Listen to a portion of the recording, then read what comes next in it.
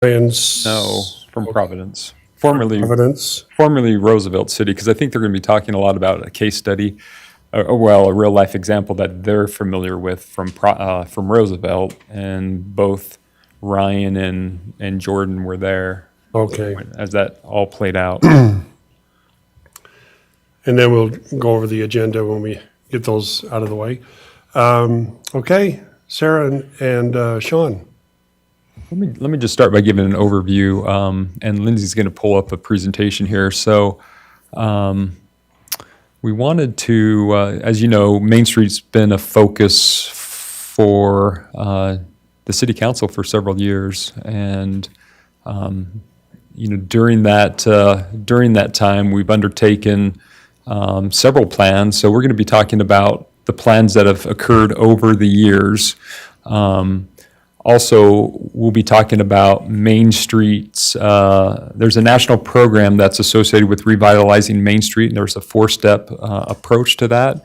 And so Sarah will be giving an overview of that, along with the planning efforts that we've done and how those two things correlate. I'm going to be talking about recommendations, specifically hiring a Main Street manager and a social media manager through a contract. And so we'll talk about that, and we'll talk about, if that was the case, what this position would do for the city.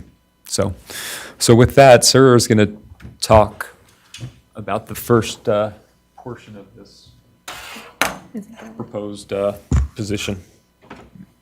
Yeah, so I found this that little quote that's on the main page there. The downtown is important because it's the heart of and soul of any community. If you don't have a healthy downtown, you simply don't have a healthy town.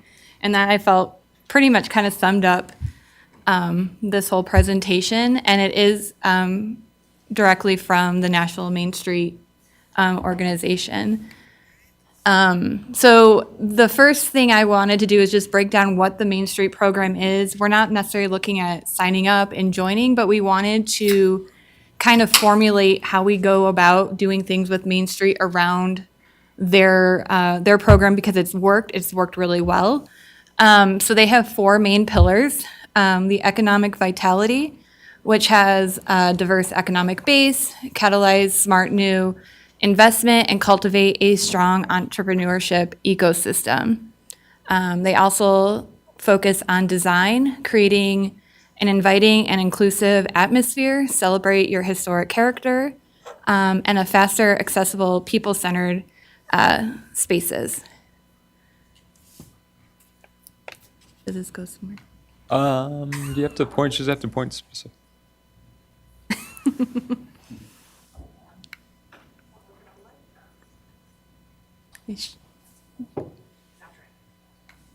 There you go. All right. And then they focus on promotion, so marketing, market districts defining assets, communicate unique features, support a buy local experience, and then organization, build leadership, a strong organizational capacity, ensure broad community engagement, and then forge partnerships.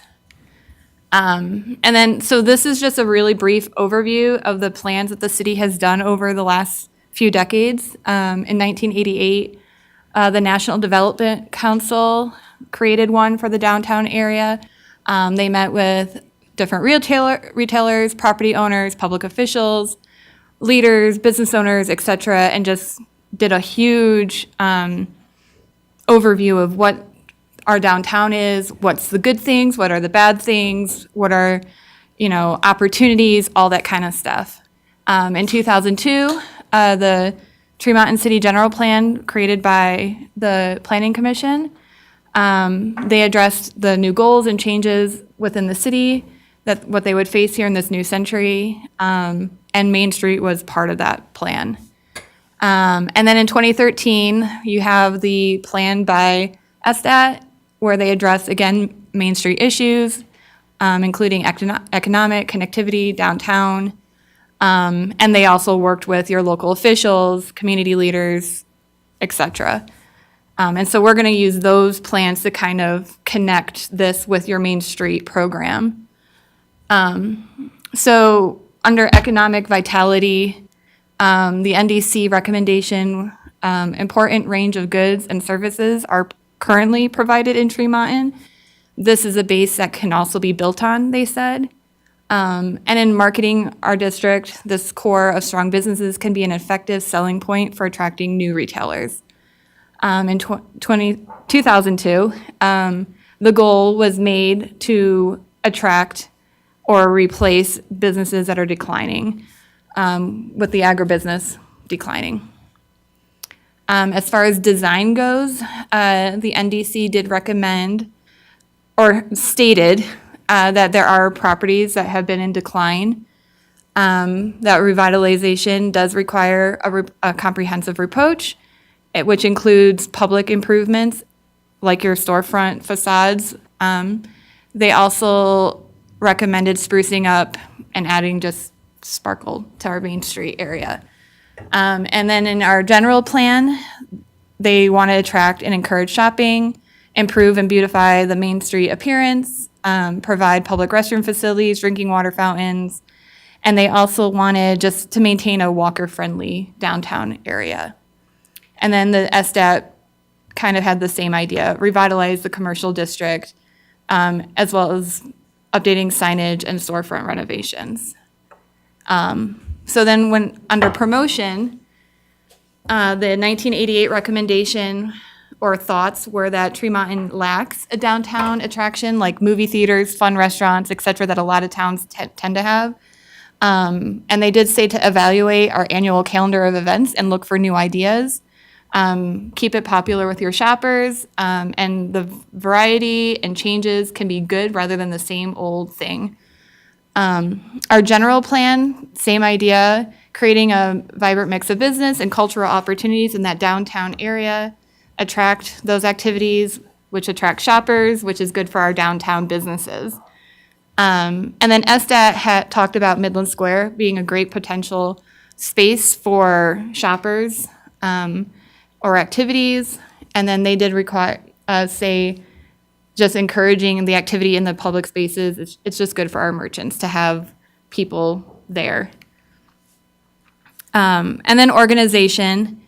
The 1988 report said it's critical to have a core group of business leaders that are enthusiastic and dedicated. It can be a small group of people, and they would focus on organizing existing businesses in a joint advertising effort, develop a plan with the city. They would set the priorities and then be responsible for managing that revitalization of your downtown area. And then SDAT pretty much had the same recommendation, getting residents, commercial property owners, businesses, government working together and identifying that person that can be in charge of that. I think it's stuck again.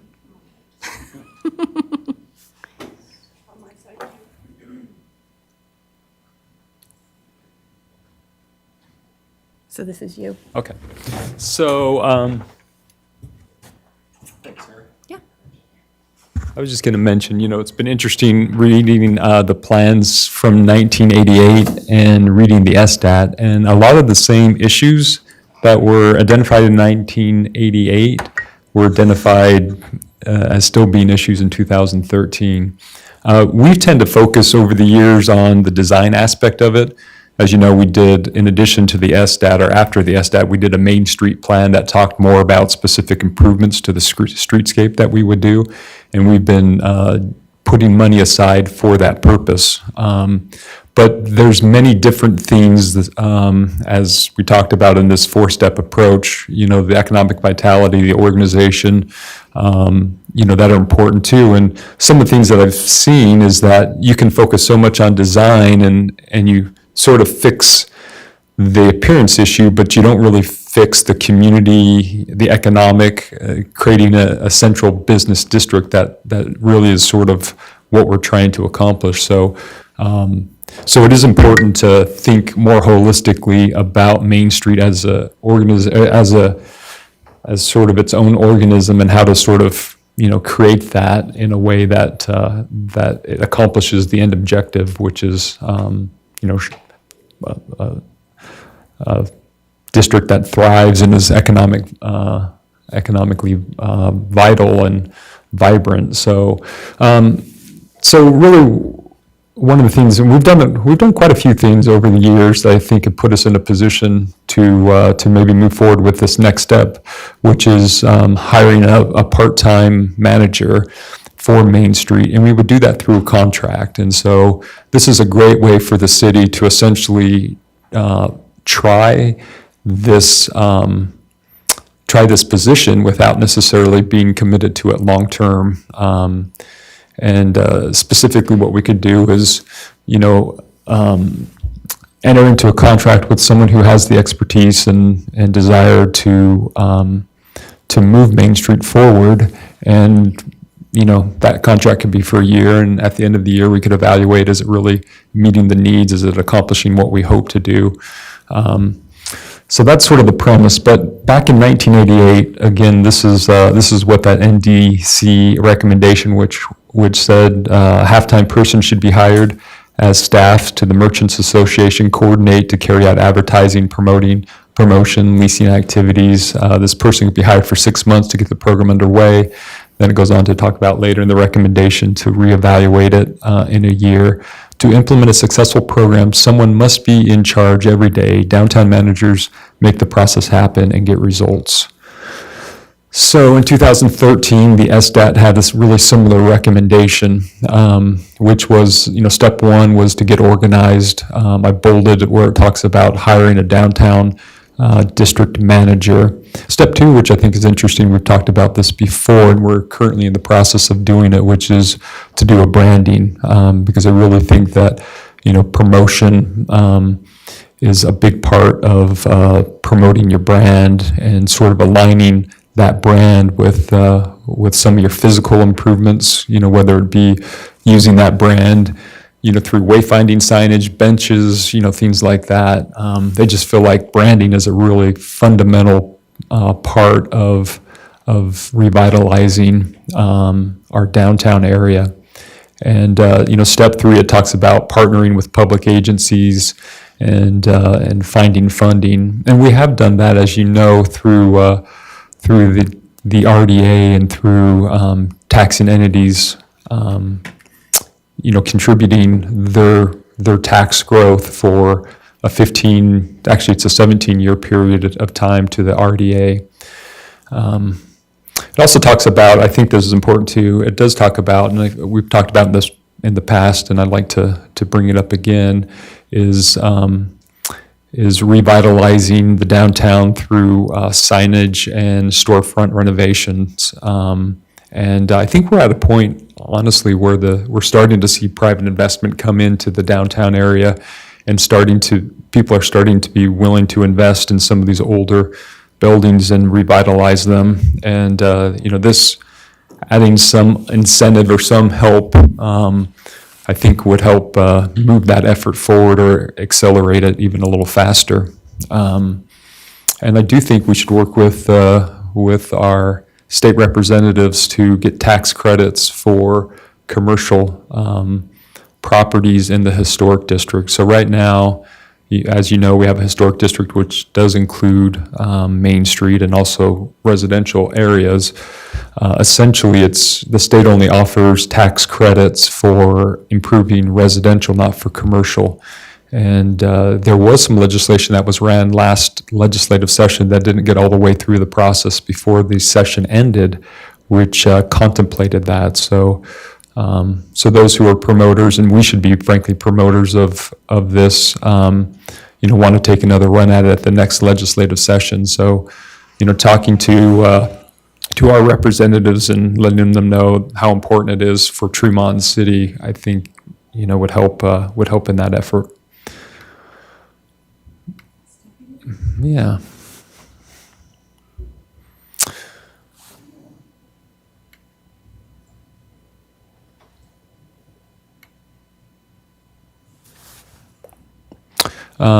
As I was preparing this, working on this presentation, I reached out to Roger Ropert. He is with the state of Utah, and the state of Utah actually had a Utah Main Street program years ago in the early 2000s, and that ended, about 2005, and they're trying to revive it again. And Roger Roper, when I reached out to him and just was trying to get some information, was part of his email response to me, which is it's very important for a local to have a local Main Street manager, even if they're part-time, which usually is the case. City staff usually have too many priorities to take on the things that Main Street manager has to initiate and follow up on.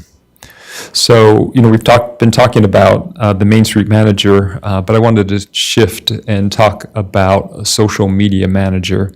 And we talked about it in our budgeting process towards the end of it. And we think that there's a correlation between a Main Street manager and a social media manager, and the essence that they are congruent, and that there is some synergy by having the same person do this piece. That would be the social media piece. As we've talked about, the 4-step approach to revitalizing Main Street includes promotion, and social media is a big part of promotion. Recently, the city did a study survey through the branding process, and it was essentially trying to find out a way that citizens like to receive information. Admittedly, this was done online, so keep that in mind. But the general response is it's getting too small for me, but I think it's 51%. Is that right? 53% preferred receiving information from Facebook. Email was high up there as well. And so I think there's a lot to be done through having more of an online presence, which Zach has done a good job to try to help do that. But that's not his main focus. It's just a tool that he uses. And the idea with the social media manager is that they would be proactively trying to put information out, provide facts, and just essentially have an online presence that we lack. So moving forward, if the council did want to go ahead and consider this Main Street coordinator and social media manager, we'd create a job description, and I have started to do that. We would create a work plan for the position, and Sarah's going to talk a little bit about what's envisioned for the work plan for a position if it was created. We'd recruit the position, would enter into a contract for that piece of work, and then we'd review and evaluate at the end of the first year. So the funding of the position, so we do have money that we set aside. It's in the same line item as the contract minute taker. And essentially, there's $13,000 in that. The other piece where we would do the Main Street would be out of the RDA funds. We have a significant amount of money, but in construction terms, it may not be that significant to undertake Main Street revitalization. And so we would amend the budget and appropriate some of those reserves. We anticipate, just roughly, without finalizing the job description and the work plan, that we would anticipate it to be somewhere between 20, 25, maybe a little more than that, depending on what our final expectations are. But we do anticipate that this person would work essentially 20 hours a week, roughly, 10 for social media and 10 under the Main Street coordinator's position. Do you want to talk about this one? Yeah. So this was just kind of the basic overview of what we envision the social media manager doing, highlighting our local businesses and events, promoting just what's happening around town, whether it's a city event or businesses having events or, just community things that are happening. And then also making sure to promote it in enough advance that people have time to plan to be there so we can have really good turnouts at them. Also, I envision the social media manager sharing the stories of our local businesses. Who are these people? They're our neighbors, which would help encourage them, I think, to shop locally once they know more about our local businesses and who's running these businesses. Highlighting members of our community that are doing good things or neat things in and around the community, just kind of showing off those residents that are just really doing neat things. Introducing the community to the city leaders, our workers, just having a small profile that we can introduce everyone to you guys, our city workers, which I think also can just improve that relationship between the residents and you guys. Provide the information that is just pertinent for them to know. I know it's been brought up before during the budget talk, like property tax information, having a simple graphic that just kind of breaks it down, that we could put out on social media, or, the water conversation, just certain things that you want out there for everybody to know. Sharing the agenda for city council and encourage the public to attend if there's, something important for them to be there for. And then providing summary or new or fun things that did occur during the city council meetings, because I know many can't come to those, but this way they still are knowing what happened and what is going to be happening. And then also promoting the Main Street community, gathering people from outside of our community to come in to our downtown area to participate in events and to spend money to help our local economy. So that's just kind of the overview for social media, what we were thinking. Is it back to you? No, I think it goes into the work plan, sort of what would, unless you need me to. I need you to fix it, I think.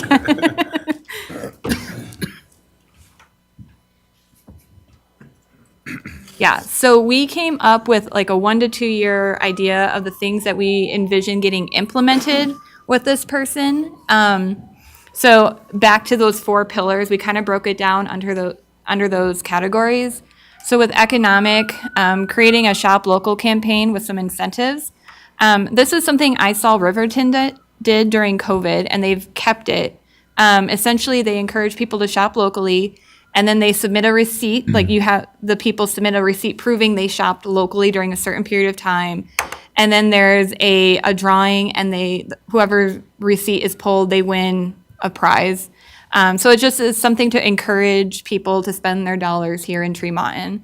Then under design, working on and improving and encouraging the facade and sign grants for our businesses in the downtown area. Getting the wayfinding signs finalized, done, and installed. Benches put along Main Street, and there's probably grant opportunities to pay for that. And then helping our businesses remove old, broken, and irrelevant signage from the buildings so there's less confusion, or just helps to brighten up the Main Street. Decorate Main Street for the Christmas season, and then working with Parks and Rec with the light competition that they did this last year, but getting the Main Street businesses to really deck out their storefronts with Christmas lights to really make downtown feel like Christmas. And then we also envision this group of the Main Street manager and a couple of the city people walking Main Street in the downtown area once or twice a year, just to put eyes on everything, to see if there's something that needs to be fixed or done differently, or, just to know what is and isn't happening in the Main Street downtown area. Wait, I think I went too far. Nope, I did not. Okay, so promotion. Again, having a designated person who would coordinate the events, advertise the events for the downtown area. And they would get with our businesses and cities to advertise together, which is where we kind of think that social media manager and Main Street manager could be that same person. It's just less hands involved. And then creating more events in that downtown area that just brings the crowd of people, which would be like continuing the farmers market. And then with that, we've also thought of partnering with organizations to host fundraisers at these events, like the farmers market that brings the events, which I thought of the Women's Civic League. We've had those conversations, and finding ways to have, just more of that partnership with the different organizations in town. Another thing we thought of is displaying artwork, student artwork along Main Street in the businesses, and creating our own just child-ran artwork, art walk, partnering with the schools here in town. It's just a fun way to show off our kids and their artistic talents and support the arts. add a space to the city website highlighting Main Street businesses. This is something that Brigham City has done on their website. They have a whole page for Main Street, and they have categories for like restaurants, businesses, things to do, etc. So when you have people who aren't even from here, but they're looking at your city website before coming here, they already have an idea of what is here for them to come do. So if they're staying at Hampton Inn, they know to come down Main Street into town because X, Y, Z is here or happening. And then creating a space for residents to submit photos and stories from around Tremonton or the Bear River Valley. This is a good way for the social media manager to collect content without them spending the hours to go collect content. And it's a way for us to get just information or things happening that we may have no idea was happening. That's really cool.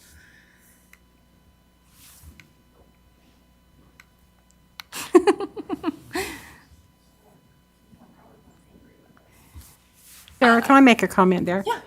As far as your comment about the stories, that is well underway Yeah. because the library has taken that on, and so I think the library, our library manager or whatever is in charge of that, librarian is in charge of that. But I know that I've sat in several meetings and people have been submitting ideas Awesome. about things that have happened. And I think that Tamara Newman in our community has, been vigilant in putting together histories and more about the servicemen, I think, more than anything. But Awesome. there's a start. Yeah. And that would be a place where that manager and the library can be partnering together. Sure. Because everybody can use more support. Sure, absolutely. So then organization the implementation would be having the Main Street manager who works as a liaison between the city and your businesses. They would help with creating and running the events, advertising, anything specific to your downtown district.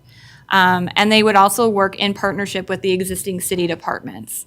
And then they're also going to work with your local businesses and engage with them, getting them to, as on their own, advertise their businesses as well as the other businesses, because we're not each other's competition. We can advertise and support each other, and have them also participating in running these events, participating in these events, as well as working again with Parks and Rec, who has already been doing a lot for that. I think, is that the end? I think there's just pictures of, Oh, yeah. So I just wanted to throw in a few pictures. This was from the last farmer's market. So this is kind of what we envisioned, just having this and more of this kind of activity in the downtown area. With the watermelon eating contest was a huge hit. We have more pictures. We have individual pictures of each of y'all too, if you want those. But the kids absolutely loved it. It brought a huge crowd for that. The hot dogs was a huge hit. People came back on social media that evening and the next day, and we're so thankful that you guys all did that and had that for them.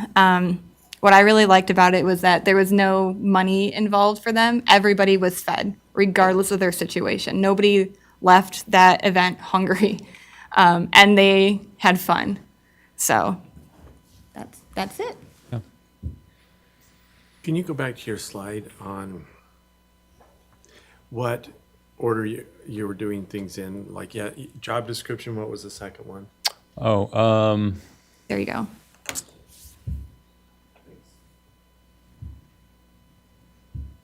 There's kind of a joke we used to have that if they ask you to go back in a presentation, it means you have a good one. oh, good. Good. Yeah, I think we're just, at this point, just wanted to present this information to you, get your thoughts and direction. If it's something you're interested in and you'd like the city to move forward, then, we'd finalize, some of these steps and put it on your agenda in the future for approval of a contract. Scott went out, he's got a drone and he goes around and flies it around, but he had one where he had it over the farmer's market during when things were going on. And it was kind of fun to see how much activity there was in downtown. I mean, going up and down Main Street, lots of people, it was just neat to see it from that perspective, what you had done there. You know, I don't know. I think that the more we can bring people into the downtown and have a reason for them to come downtown, it's just going to make things better, I think. So, would this kind of serve as so if a person moved to Tremont, they could come to a room here in Tremont, in the Tremont City offices, and maybe gather a packet of information that would help them to familiarize themselves more with Tremont? That used to happen years ago. Yeah, and I think it still does to some degree. And this person could help, provide some content for that, because we are obviously having a lot of new move-ins. But this person, because it's a contract employee, they wouldn't be here at the city. They'd essentially, set their own work hours. They'd just be expected to sort of deliver on results and objectives that the city has. Connie, there's a lot of local businesses that would be willing to go in and form a packet like that and even help pay for it, the packet, and I just know get that, something put together. It I could be just know that distributed. as I've brought physicians into this town to familiarize them with the community, we used to come and get a packet here Yeah. that had lots of information because obviously they were moving to Tremont.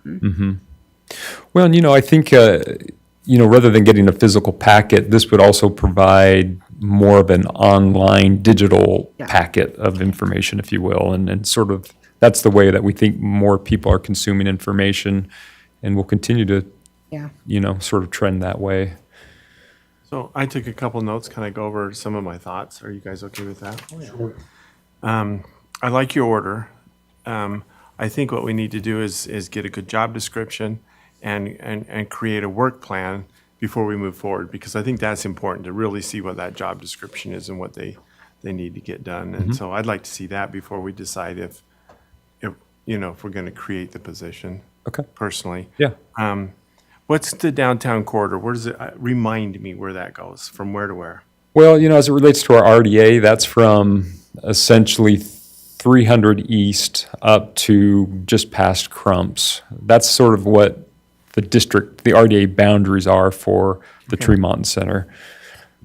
Okay, and then another thing, and how, I think we need to consider as part of this job description and everything as we're doing this, is how would we measure success? How is this being a successful program? Are we seeing increased sales tax? Are we seeing increased sales tax would be a great marker, right? Especially where we put the pressure on the city now to pay for some extra employees and pay more money, and we need the sales tax revenues to do that. So I think as part of this description, we need to make sure that we have some kind of measures in there that says, yeah, this has been successful. And after 6 months, we can look at those and see whether that's the case. And then the other thing I think we ought to add to this is make sure that there's a correlation with the Chamber of Commerce, and that they're either on the board or they're working directly with the Chamber of Commerce, because they're supposed to do a lot of that stuff anyway, but it would sure be nice to have someone that's doing it a lot more and concentrating on this area. The other thing I have is, and I think this is all being recorded so you can look at the notes, but push our community communication tool, SharePoint, Social pinpoint. social pinpoint. That would really need to be, I think, should be pushed on the website. And I'd love to see that become, how Facebook's like at 53%. I'd love to see that become a high resource for people to refer to, because I think it could be used to really communicate well with the citizens of Tremont. And then the last thing I have is, I think part of the job description should be that they should visit with the owners and develop relationships, so that they're just in there talking. And I think you mentioned that, but they're in there talking to them, answering questions, and trying to bring that community close together. So those are my comments. Good comments. Yeah.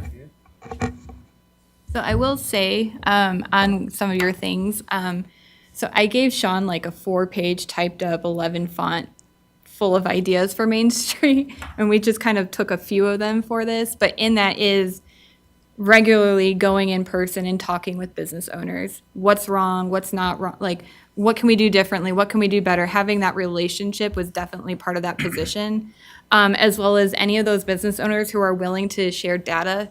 like as much of that financial data that they're willing to share, like this is what it looks like now. A few months later, what are we seeing? Is there improvement? Is there a decrease? You know, as much as they're willing to share, because they're not obligated to share that. But if we have a good relationship with them and when they're seeing that we're trying to do things better, ideally they would share that information. I know I would share that information with my store. And then with the chamber, the other thing was very much working with the chamber very closely because they already have city events that happen on Main Street. The Main Street manager would just be another support for her, working with that and just partnering with them. Yeah. So that is in there, it's just not necessarily here. And then, like Lyle Vance really wants, we need a bike trail down that Main Street road. I would love that. I've had people ask me about that too. Just got to knock the diesels off that Main Street and there'll be plenty of room. Good. One way, and then you'll have like. Yeah, there you go, one way. That may upset a few people.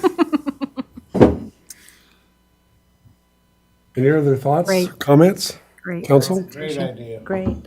Yeah, It's gonna take somebody that's really got the time committed to it and is held accountable for their time in reports and stuff like that. I agree. I think that we've had this, of course, we're into the third month into the farmer's market. And already people are starting to say, why don't we do it a little more often? And so a lot of that is attributed to somebody just like yourself, just taking charge and doing it, and that's what I think that's what we're kind of looking at here too, is somebody that was willing to kind of take charge and, whether it's something to do during Christmas time to invite, encourage people to come downtown and all those other things. So thanks, Sean and Sarah. Yeah, thank you. That was very good presentation. Just in conclusion, then it sounds like, and correct me if I'm wrong, I'm anticipating that I should go ahead and finish the job description. We can tune up the work plan, try to come up with some benchmarks or indicators, and then we'll come back and, okay, I think that's the idea. sounds good. Thank Very you. good. Thank you. Appreciate it. All right. Mark and company, you're here now, and we're going to we'd like to have a little discussion about septic tanks, and we invited Mark with the health department to come and visit with us, and Lindsay, do you have a jump drive or you wanted to plug in? I don't have internet. If you can connect me to the internet, I can send it. while they're, You can email it? Mark will get If I can get on the internet. Yeah, okay. If you go to, are you guys thinking you'll just plug them in, or you wanted it to be emailed?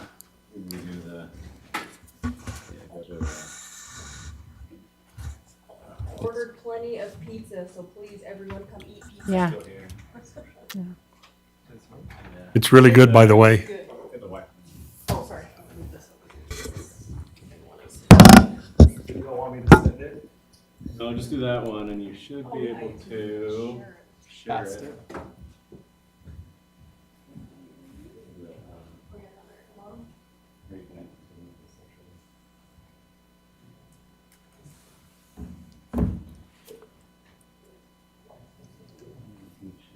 Public library's open.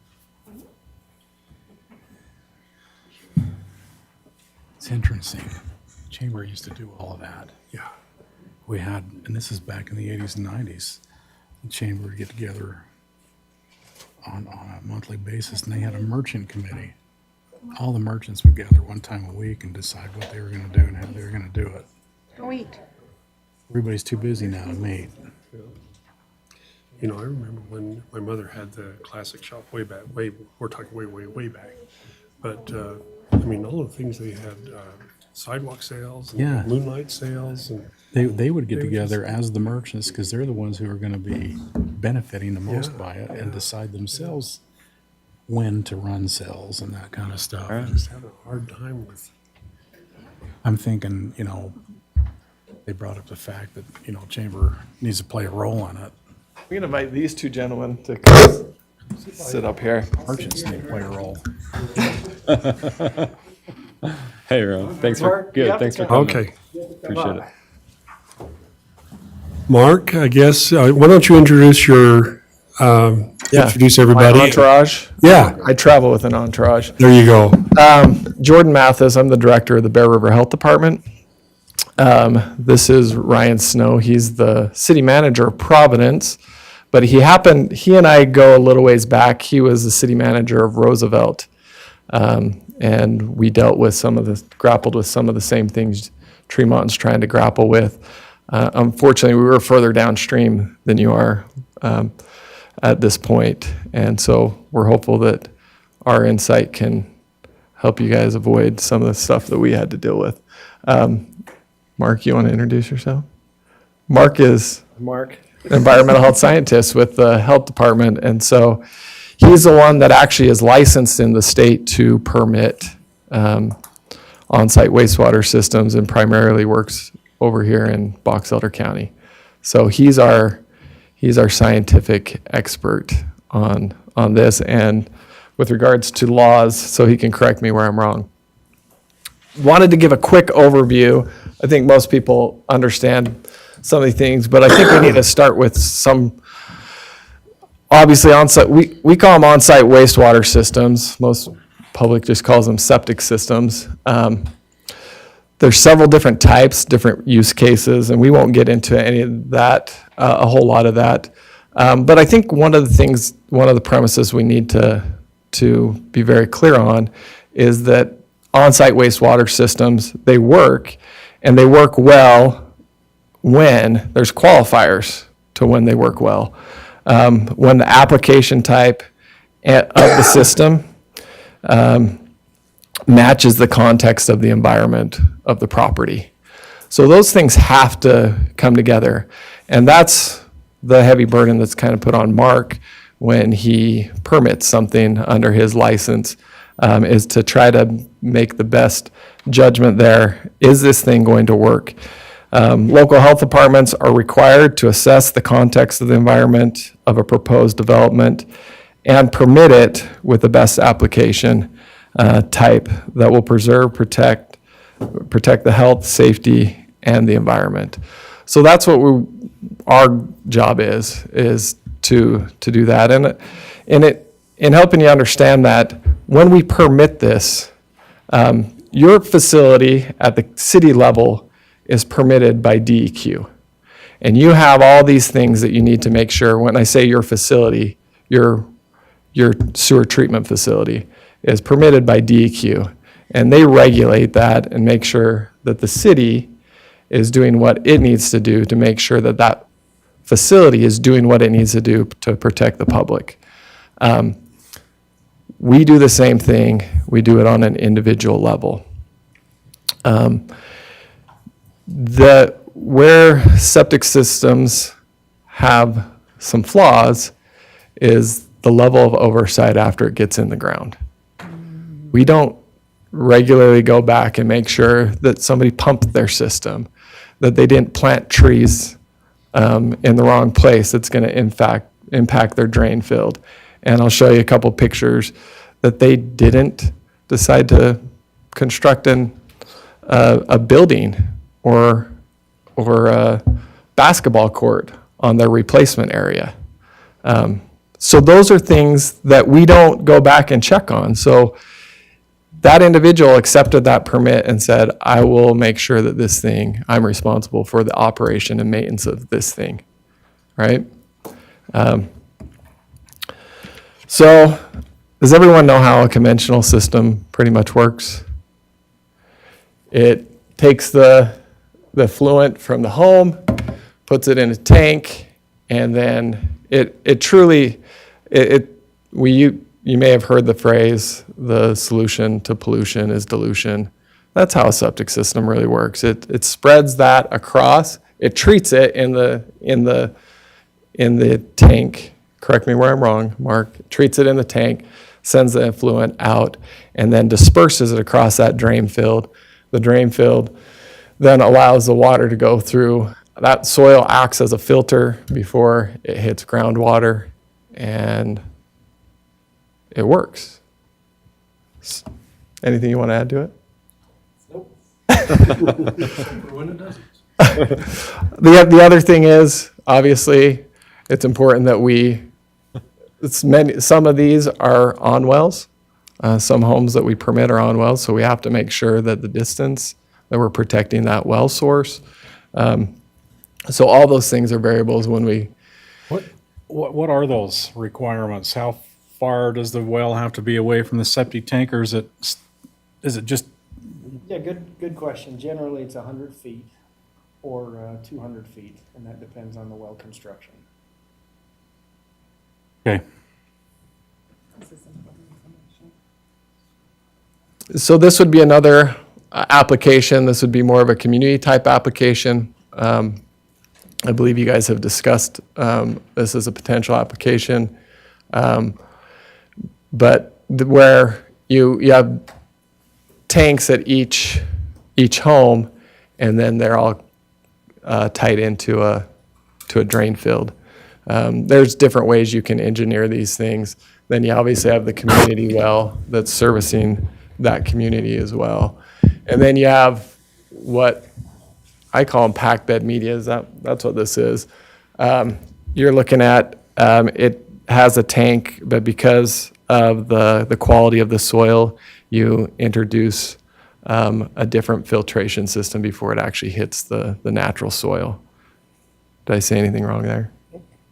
So it works to do the filtration that natural soil after our assessment's not going to provide. Does that make sense? So, and understanding all when we're permitting this, state statute governs this. Title 19 under the Environmental Code. And then there's an administrative rule that's very detailed on how we do that. So state statute and rule really govern that. The other things that govern our decisions on permitting these things would be any county ordinances. A couple of our counties have ordinances in place protecting drinking water, zone protections. And then the local boards of health do have the authority to also put in regulations. Currently on-site wastewater systems, we don't have any local regulations governing that. So regardless of where an on-site wastewater system's put in, according to state statute, we have the authority to regulate these in a municipality or in a county within our jurisdiction.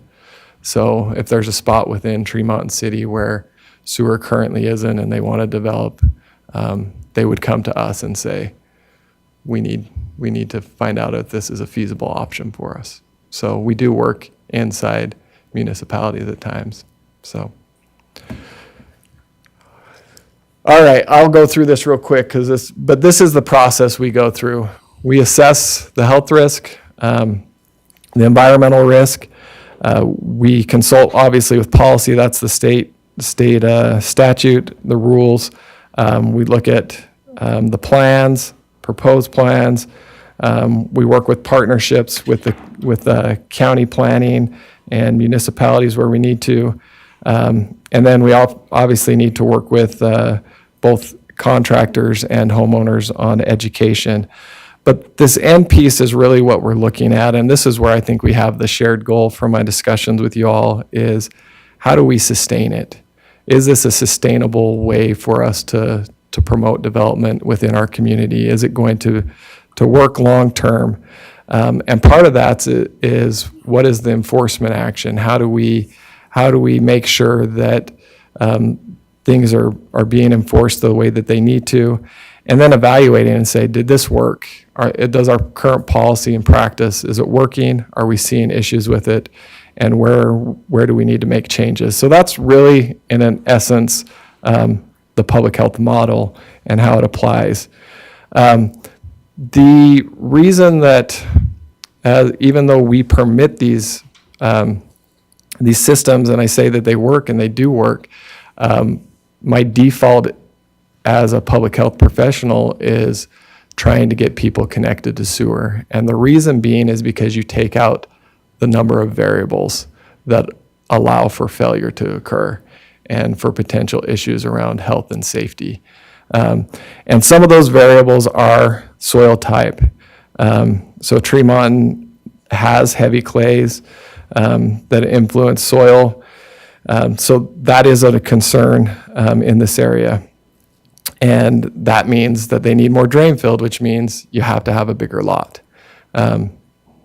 Or you have to go with a more expensive, one of those packed bed media type systems, correct? Yep. Which, on order of magnitude, like 3 times as much than a traditional system. What did you call that last system? We call them, what do you, Alternative systems. alternative systems. Yeah, and they're essentially just, like you explained, with pumps and filtration Oh, in them. And they're far more than 3 times more expensive. Okay. So the cost goes up quite a bit for a homeowner for those. So, What is the cost? 30,000? Yeah, for a 3-bedroom home, probably 30 to 40,000. And so what pumps the waste into the ground? Is that what it It does? pumps it through filtration systems Oh. before it disperses it through drain field. groundwater is obviously one of the other issues. High levels of groundwater make for issues. You have to have enough soil for it to do the filtration, or you have to go with one of those alternative systems. Other unknowns, the one thing that when I say the other unknowns is we ask somebody to dig an exploration hole, and typically the max depth is about 10 feet, correct? Well, if there's something just at 12 feet, we don't know that, right? The experience that Ryan and I ran into with a subdivision was exploration holes were dug anywhere from 8 to 10 feet. We didn't know that about 13 feet there was a sandstone. I mean, it was sandstone. This subdivision was a bathtub, kind of, is what essentially it ended up being. So it was going to hold water. But when Mark's trying to determine how far is too far for him to say, you know what, I don't feel good about this. I need to go 5 more feet, right? So we go to 10 feet, but that only tells you what that soil is like to 10 feet. So there's that limitation of the unknown that we don't know past 10 feet. You're looking at me like you have a question. No, I'm with you. Okay. So there's those other unknowns that we don't know in the permitting process that unfortunately sometimes only come to light after the fact. And going back to that whole thing, is this working? Well, sometimes it will take a little while for us to find out how well or not well things are working. Additional variables, and these are big ones, and these things change. Land use. So density of systems. That is one of the big things that we want to look at when we're looking at these. But there are parameters within state rule. So when you do a perk test, doesn't that kind of answer some of the questions on how fast it goes into the ground, or as far as not knowing what's past the 10 feet? Yes, but that will answer the question for the soil in that 10 feet. Where you're putting that particular system. That's right. Okay. So densities, what are the densities in rural? Do you know? The lot sizes? Yeah.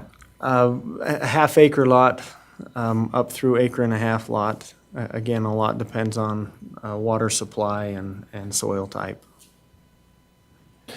So on-site and surrounding irrigation practices are a big thing. The introduction of new water sources. The example that Ryan and I dealt with, unmetered secondary water was introduced after the development was approved. So you introduce additional water sources into that, and then the surrounding irrigation practices can obviously influence those. These are things that we in the permitting process don't necessarily have complete control over as we go through this. Space for the primary system and replacement area. This is what we're talking about. When we permit it, it's not permitted unless there's a place, if that system goes through a failure, for them to go and construct a new system and connect to it. So there is the replacement area that's required. But that comes with some level of issues because I might know where that replacement area is, but I sell the home to Connie and Connie's like, this would be a nice place for me to build whatever she wants to build, right? Or extend her kitchen, right? That'd be more likely for Connie, is extend her kitchen. She wants to extend the kitchen out and she just extends this massive kitchen over at least a good chunk of that replacement area. Well, Plan B is now gone. If, in the case that Ryan and I went to, guess who Plan C was? The city was Plan C, right? Which wasn't helpful. Yeah. So, The city wasn't planning for Plan C. We weren't part of the initial planning. yeah. So additional flows and discharge, recreational versus primary use. What I mean by this is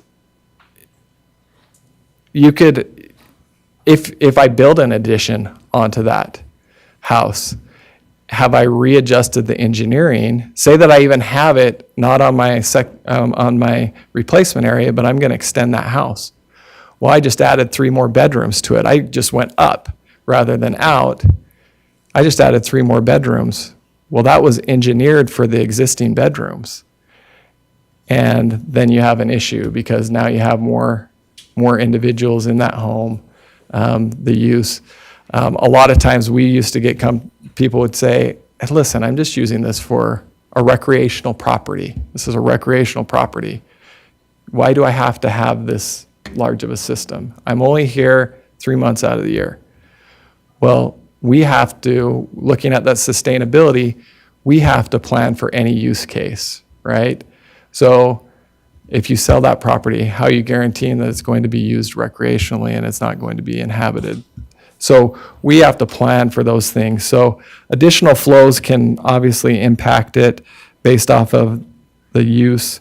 And then operation and maintenance. This is what I got to. We permit this, which means an individual that received that permit needs to be paying themselves, should be paying themselves for the operation and maintenance. The same way you charge your residents for the operation and maintenance of the sewer system that they connect to, you're collecting that fee from them. Homeowners need to take the responsibility for that, but there is no regulatory process for that. I've asked Mark to do it, but he won't go knock on people's door and look at their personal accounting and make sure that they have a line item that says, here's what we've been putting away in case I have a failure. So then we run into issues, right?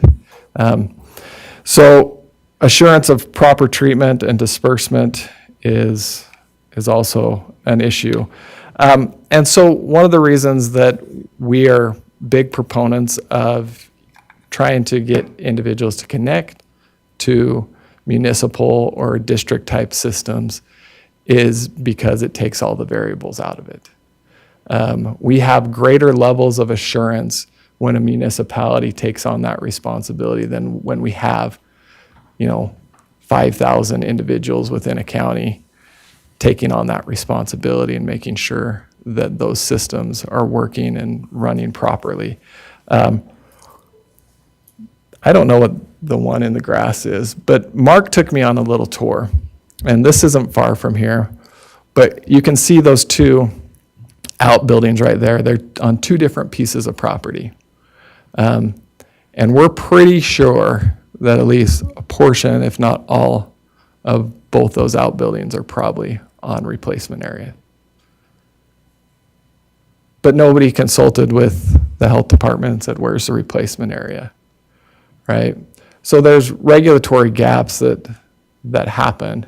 And so their plan B, those 2 houses, their plan B is probably gone, right? They've disturbed that soil enough that they don't have a plan B if they have a failure of their system. And that's the beautiful thing for the homeowner is if they're connected to a municipal sewer, we don't care what they do on their property. The issue there isn't the outhouse, it's the disturbed soil. Or is it at the outhouse? I'm confused. The shed behind the outhouse. You're disturbing the soil in other buildings is what you're The saying. outbuilding, did I say outhouse? I Well, thought, I maybe think- my hearing wasn't it. Outbuildings. These Yeah, two. the outbuildings, I can see that. Okay. Yeah. But the disturbed soil even further out is also probably, Well, the concern would be is that they have a footprint for a replacement drain field, and now that footprint's under garage. yeah. yeah. And if they, So if their agriculture current septic building. tank failed, that they wouldn't have anywhere else to put it because they got a shed there. That's and what if you're you, saying. if you pulled that shed up, you've disturbed that soil. I mean, Yeah. so we want them, yeah. Plus, when you tell them, oh, guess what? Even if you could, you're going to have to tear out that building. At what expense to them after they spent the money? So the variables are, I want to be clear, on-site wastewater systems work. But the introduction of multiple variables that we've talked about is where we have a default preference towards getting people connected to large sewer systems, because you will have less issues with that. So isn't a shed like that, isn't a building permit required? Yeah, Couldn't it be denied because it's hit that field? Who knows? If it Yeah, was but Who regulated? knows? Who knows what? That's their backup septic.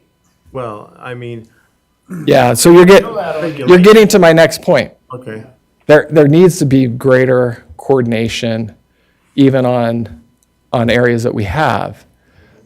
We need to do a better job as government agencies overseeing the health and safety of our community to have greater levels of assurance. And I'm willing to stand here and say we could probably do a better job working with counties and municipalities to do that. And the reason I brought Ryan here is because he and I learned firsthand that it's better to do a better job further upstream than it is to do a good job. We spent 2, 3, how many years? I think it was, well, I think it was 3 years, but we weren't there to start. We both came in after the development had been permitted by the county. There was 60 lots in the subdivision. Of those 60 lots, 20 had failure of their septic system, at least 20. We had, and I have pictures, and I thought I'd pull them up, and I didn't have them quick enough to pull, but I have pictures of sewer that had not percolated into the ground because the groundwater had risen. The sewer was on the surface, and kids' toys were right in the middle of it. Talk about a health problem. This was not city permitted. The county, because of the growth of the area, and it was because it was growing so fast, that the county had permitted 1 acre lots, figuring that, hey, it would be enough space. As Jordan said, the water came in and secondary water filled the bathtub, which then raised the sewer, and it was sewer, the sewer was surface level in some of these homes. One of them had a basement that had constant sewer in the bottom of their basement. They were living in the top of the house, and they had probably 6 to 8 inches of standing sewer in their basement all the time they lived there. So the problem came is that, yeah, they felt like the subdivision was good. It was in an agricultural area.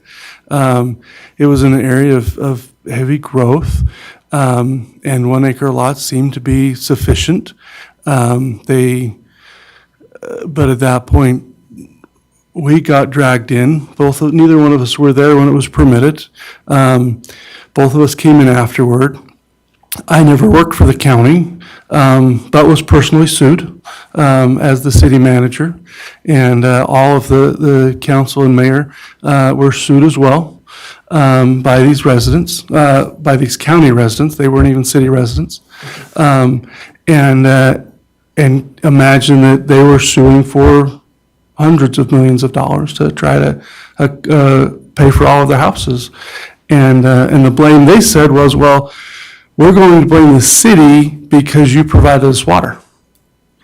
We're going to blame the city because you could have provided a sewer system. Not that we did.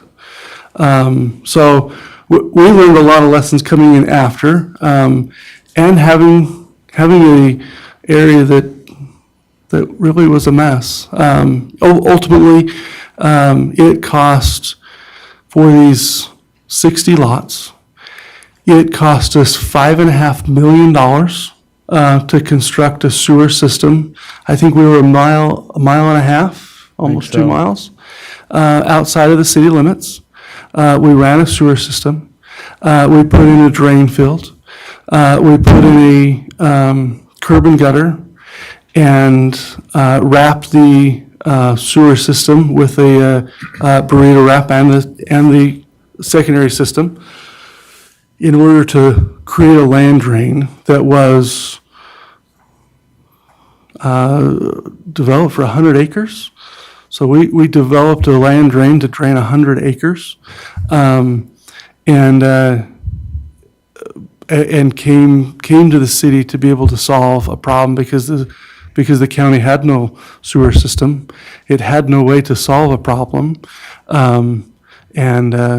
So anyway, that was one of those, and I mean, we have lots of lessons learned, but I just kind of paint you a picture. Did you annex them in after? Or We this were- is part of the county? We required annexation before we took them on, because we said, if we're going to take this on, you've got to come on. And we found, we were providing water outside of our city boundary, and found what a mistake that was. Because at that point, once you provide services, the desire for people to annex and to pay your property taxes diminishes greatly once you provide services to people outside of your boundary.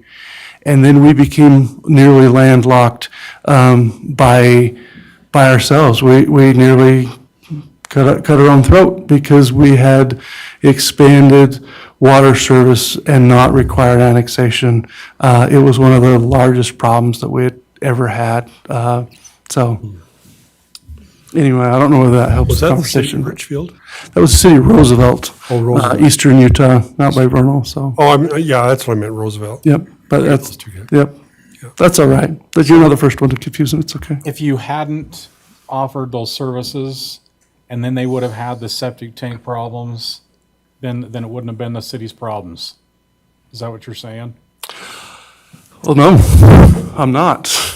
I'm saying that was some of the blame, that was some of the reasons they ran, but the problem is there was no other solution other than city. And once there was no other solution other than the city, we became option C. They even tried other options, but ultimately it was discovered that the city was the only option. And so because we were the only one, it was a force that if they were to live in their homes, they had to force the city to annex them. So one of the other things that is important, we did try other options. We tried to develop a special service district that would service the area. Regardless, guess who the solution was? We were going to get even with that solution, it was still driving the sewer to Roosevelt City's treatment. So that was still the solution even of a special service district. They weren't going to do the treatment. It was just trying to get the trunk line there to get it there. And that failed by a vote because annexation was even hard after the fact because guess what? If your septic system wasn't an issue, and I walked through that whole subdivision door by door and asked them and tried to understand who was experiencing issues and really gauged it by, do you have water in your crawl space? Because if you have water in your crawl space, I know your septic system's not working. So that was the question, wasn't it? Does your toilet flush? Do you have water in your crawl space, or have you experienced water in your crawl space in the last 12 months? That's how we determined who had issues. And there were, oddly enough, some that weren't impacted. But I can't remember the law, what the ratio is. But annexation wasn't like a foregone conclusion for that entire, and some people were annexed against their will Yeah, at that point. We had, when we brought together a solution, annexation was discovered, but because it was 2 miles from our city boundary, for most part, and we had those that were opposed to annexation, the route to connect was actually a horseshoe almost. So we encompassed a huge tract of land around, honestly, the county commissioner at the time, but we And we board of had health to member. Yeah.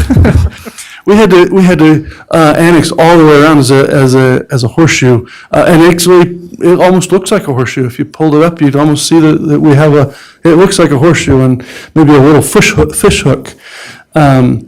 So annexation was not a foregone conclusion. We had to force some to annex, and they didn't appreciate that. The residents, none of the residents wanted to pay any more for this. So in order for the council to buy off, or some of the council to buy off, it had to be revenue neutral as far as the rest of the city was concerned. The city residents didn't want to front any other money for it. So we searched for grants and we searched for other funding. In the end, the residents paid, and again, it was $5.5 million project on 60 lots. That's a lot. That's a huge amount. You talk about this other system at 30 to 40,000. This is not. This is nearly $100,000 per house, because there were about 50 houses, so it's almost $100,000 cost per house. And we were fortunate to be in a mineral production area, and so we got some grants from some state entities, and at that point it was $93.50 a month for sewer for those residents, plus an impact fee for anybody that came and tied to that trunk line, and they would have to pay that extra fee as well. So they paid 3 to 4 times the amount of sewer rate that the rest of the city paid in order to help pay that bond back.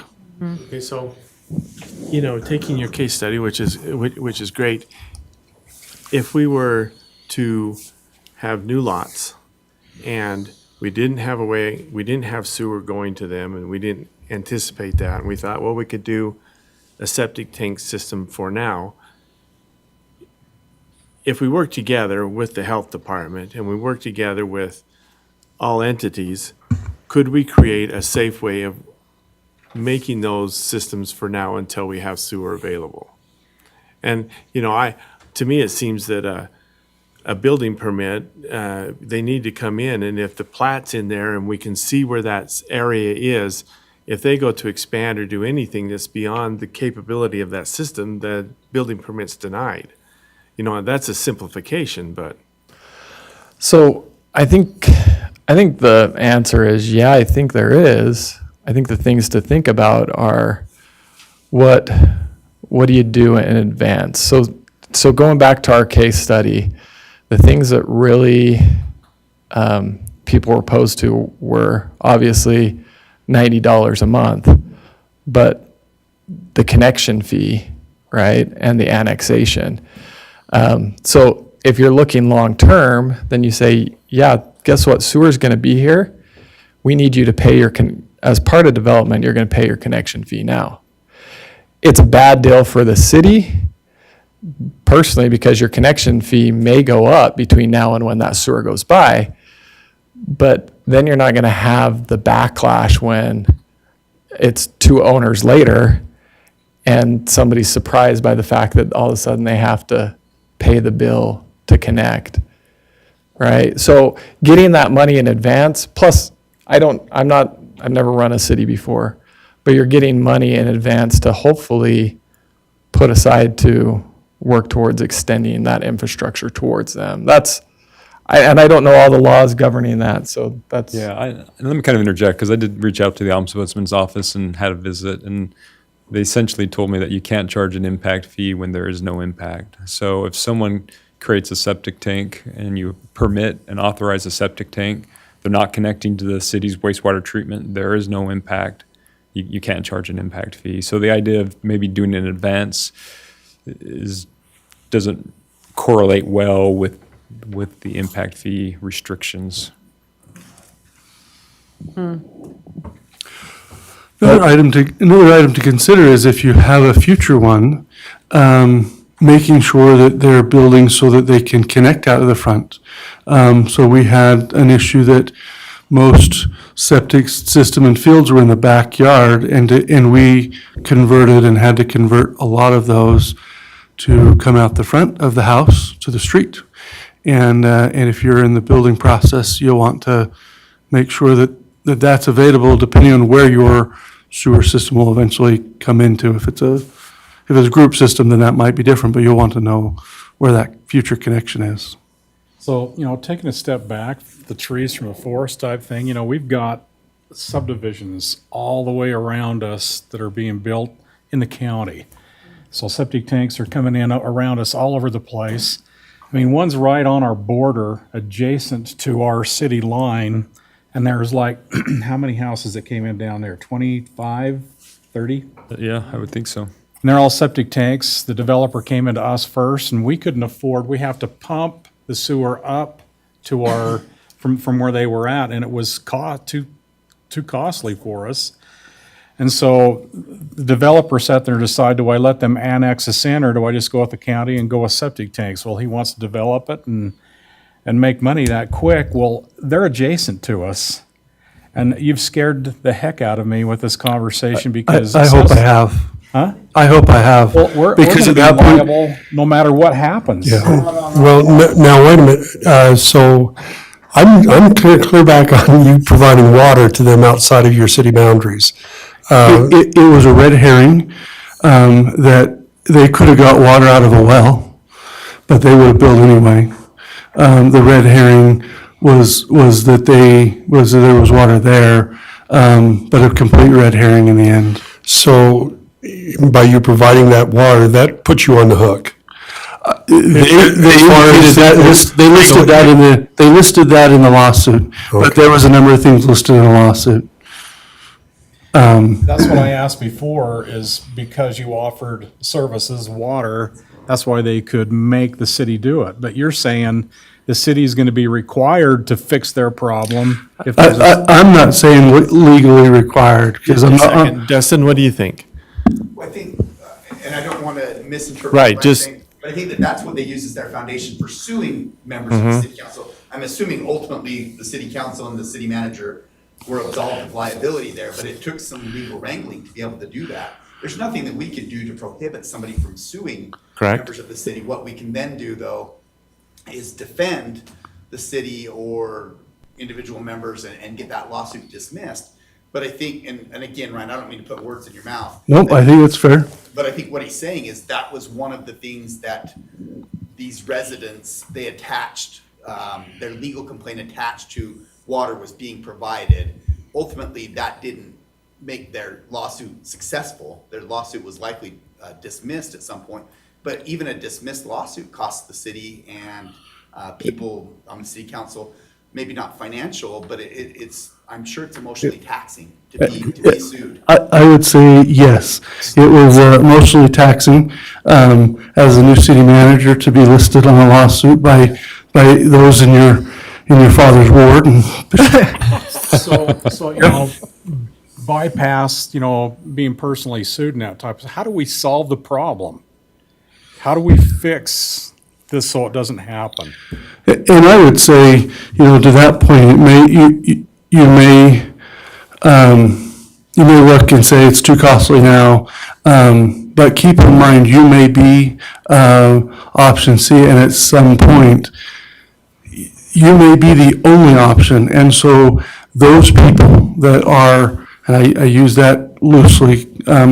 But those people that are in that subdivision may be your bishop, may be your friend down the street, might be your, you might be in the church you go to, or you might share whatever else. And at some point, they're close enough to you. They shop in your stores. They are coming and feeding your economy. And at some point in time, you might find yourself with the decision of, do I let those homes be condemned, or do I help them? And someday the compassion in you might go to help them. And at that point, that cost may be greater than it is before. I think, were we legally responsible? No. Were we forced to? They wanted us to be forced to, but in the end, it was the city council doing the right thing at the right time to support people that were in our same community. And that's what was the end. So my question now to you is, these are going on out in the county. And so has the county looked at, have their planners looked at, do they have a plan for clustering, these subdivisions wherever out in the county and allowing for what is the plan? It just seems like they're just kind of allowing for it to happen now on a fairly lackadaisical, but it just seems like they're just letting it happen. Well, with some of these, Mark, correct me if I'm wrong, your interpretation is the county didn't want to necessarily, they would have liked to see them connected. And I think the solution is, it's hard for Mark to look over what regulates his decisions and not approve something, right? It's the same thing on the county. Well, look, there's no reason I can't tell them that they can do it. So the question is, what is the right level of development? Every piece of land is not the same. Some of them just cost more money. That piece of property, to develop it properly, it costed a pump station, right? A lift station to get sewer. If you wanted to develop it the best way possible. And so I think in the end, that last slide that I showed is the three agencies that are involved, which are the health department and the city and the county, coming together and saying, what kind of regulations do we have on these things? How do they work, and how do we get them to work better together so that there's that oversight that we need? That it's not just put on one agency to say, this may not be the best plan. Let's look at like a master type plan that says, let's get this. And development right now, there's a lot of pressure towards development. There's a housing shortage, there's things like that. So trying to just put that all onto one agency to try to figure out how to do it the right way. I think if we stand together and say, how do we do it the best way possible, the most sustainable way, knowing that that's probably going to come at some level of cost, but in the end, had that sewer line been run to that subdivision long before that, it would have cost a lot less than $5.5 million, right? We know that the cost 10 years from now to fix any solution is going to be probably 5, 10, 20 times what it is right now. It just keeps going up. We dealt with the same thing with Millville. Had they been a few years in advance, when they got their bid for their sewer system, it was, I think, 3 times what they anticipated it would be. So I think we got to think as long-term as we can. None of us can see the future, and I think we have to admit that. None of us are perfect in the way that we administer any of the things.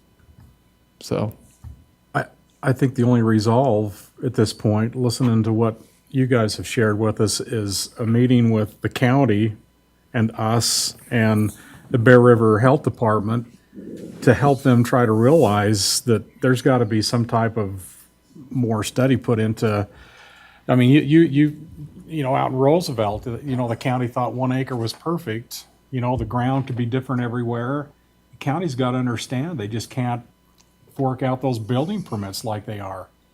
I mean, there's got to be 60 houses coming in out here just over the freeway. I mean, I go down Iowa String and I noticed 3 new roads being butted into Iowa String. 3 new roads. I mean, with, you know, it's just blowing my mind what's going on, and I can just see what's going to happen. When we finally got down to a solution, the county came, they provided the extra cost to make the difference. But imagine a solution that has to happen. The county, I don't suppose that they probably have their own sewer system. They didn't out there. And at that point, when you're required, when your first system fails and it's your second one, you look at the length of time that a city, I don't know what the length of how long Tremont has been around. My wife would know that. She's from Deweyville, so she would know better than I would. But you think the length of time of a city outlasts a lot of those first and second options. And you know, we were over 150 years old for Roosevelt, somewhere in that neighborhood, and a lot of options get used up in time. And so a sewer system is one of those long-term ones that doesn't fill the ground. And but anyway, when we came together, when the county helped to understand what they were doing and why it wasn't the right way, and the health department together in the city, when all 3 entities kind of realized that the sewer system at a particular cost is a saving value in the end, it made a big difference. And I think ultimately it took all 3 entities to be able to finally get to the solution, but the city had to bring its sewer system to the table, and you get to be able to ask for certain things. You get to ask for a lot more when you're annexing them, and you get to ask for a lot more when it's favorable developers.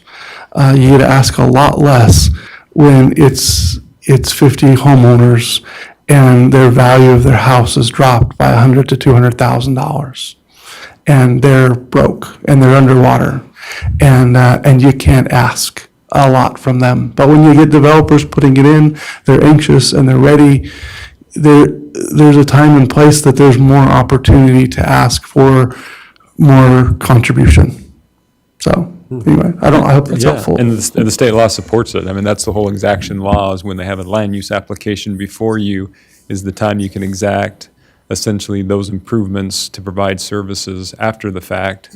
You've missed that opportunity. Annexation, as Ryan said, is another golden ticket to sort of, require certain improvements. But again, when it's multiple homeowners, then it becomes more challenging too, as compared to just one developer. You can force an annexation of that property down there. With land values, you got to do it by percentage of values and acreage.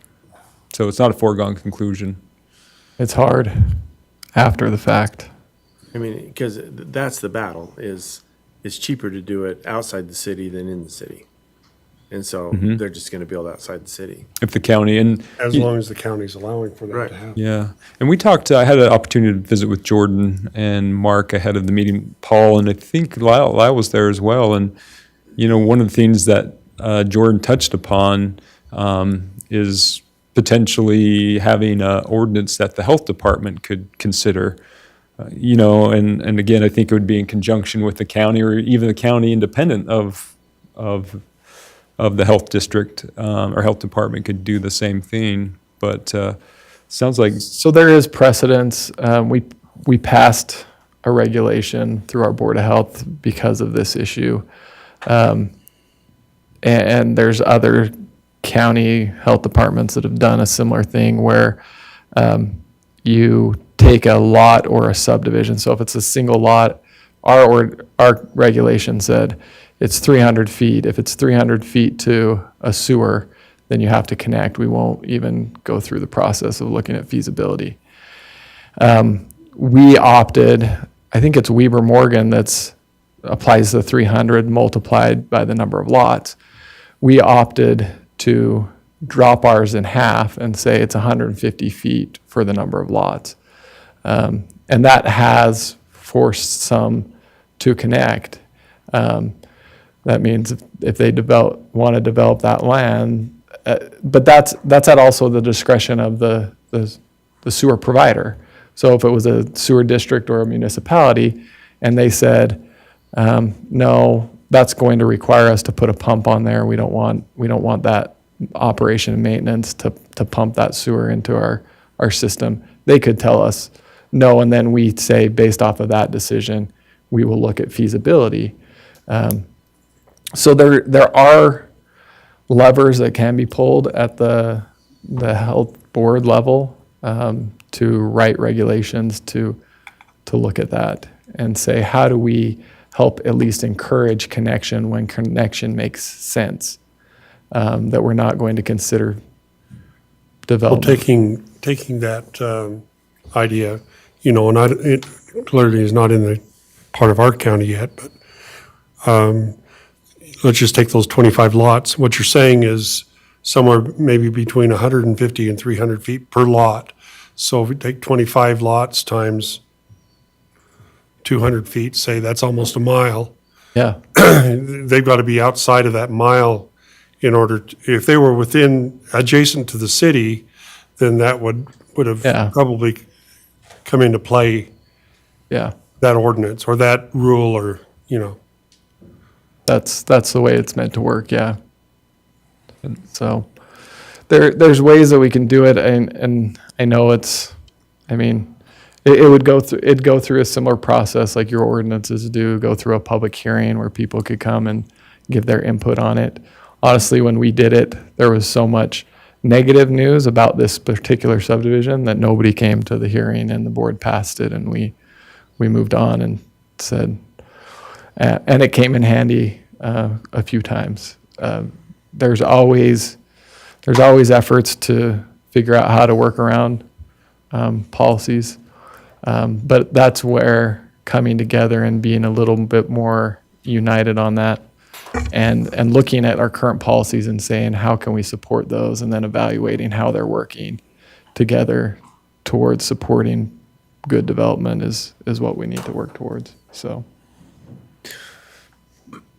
I think the mayor and county commissioners and Sean, you guys ought to get together in the health department in a meeting and start having a discussion on this. I And come really back think and so. let us know where we're going with it, because it's a problem. Well, it's something that, you know, up until just a few years ago, this wasn't even sort of an issue, you know, it was just here and there, and, you know, but now we've got clusters of homes going in out in the county, and I think that raises an issue that we've got to be able to contend with, and we're going to run into problems just like what you described.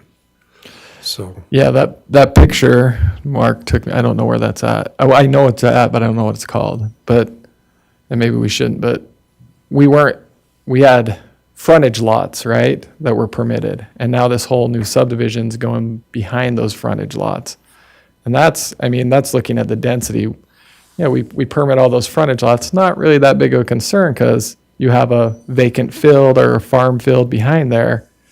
But now you're getting to some density, and state rule doesn't support Mark to say, no, we can't do this. And that's why we got to start looking at solutions that work together. That's the problem with the state statute and state rule, is it's meant to give some general guidance on how we govern across the state. But sometimes those aren't adequate enough for unique situations. So looking at what our unique situation is and how we best meet that solution is kind of the challenge that we have ahead of us. So, well, thank you. yes. Thanks, everybody, for coming. Is there? Yes. are there No, any- I'm I just sorry. had a comment or a Yeah. question. So just like what we have right now going on, like we've all talked about down, down south here. To be able to come in and do a pump station fast enough for what they want to do, it's just, working it from our end is just not feasible to be able to get something in that quickly for them. And so I guess you'd have to have the contractor pay for that. But anyway, back to what I was going to get to was, if they go in and put in the septic systems, as you're doing your design for everything and the layout of that, you could plan, just like you said, for the homeowner to stub out a piece out front of the house. So when that eventually got there, the sewer, that they'd be able to tie into it without hopefully too many problems. Yeah, figuring out the engineering and all that would be the thing, but I think we could do it. I mean, it'd have to be pretty uniform so that you were at the same depth for them all, and then sewer's gonna have to come in either at that or below that so you can feed it. Yeah. So that'd be something that would have to work on for sure. Huge. Some put a crawl space underneath, some slab on grade, Oh, some, yeah. I don't know how that would. And that might be the problem that you run into, is if you're going to do it. But Just it's- going back to that example there, Yeah, if that was a typical city subdivision, it's the same time frame. The developer would have to build the True. pump station to feed the lines. I mean, no matter what developer it is, you would have to do it that developer just wanted things done right then. So, because the market was hot, and that was the easier way out. And Sure. also remember, there was secondary water share issues Issue. that did not want to get turned over Yeah. too. So there was a lot of things into play. Besides that just went in. it, sure. so can I tell you one other variable that went into play there when you're talking about, well, we don't want to slow development? I had to make the executive decision to put a moratorium, a 1 mile moratorium on any building that required connection to a sewer. And the people that called me, that had their dream home planned and were ready to build it, I mean, that slows development like crazy. When you just ask Millville, the Board of Health here put a somewhat restricted moratorium in Millville. That slows development more than anything, more than a pump station will ever slow development. Now, on a different hat, so being the neighbor to Millville, when there's a moratorium in a adjacent city, where's all the population go, and where's the pressure go? That pressure point, it grows to the one that doesn't have the moratorium, right? You want to see your population grow? Just watch when there's a moratorium outside your area, and you're the one that doesn't have it. And the pressure for those multifamily housing, and so just wait if you don't. There's other consequences that come. Where as Providence, we're the neighbor of Millville, and when he talks about that, that's also close to us. So The only solution that I can see now is that if we can't work with the county, we're in trouble. I'm confident we can work with the county. I mean, it's going to take time, and it may take a little bit slower process than what developers may want. But getting it right is important, because If you can put a moratorium on, that would have fixed that problem, because it would have ended up getting annexed if there could be a moratorium set, because I'm way too personally involved with it, but the developer could sell lots within 60 days versus if we would have put a system in, it would have been 6 months to a year. And the market went from 60,000 a lot to 140 in a 60-day period. He had it sold out in 120 days.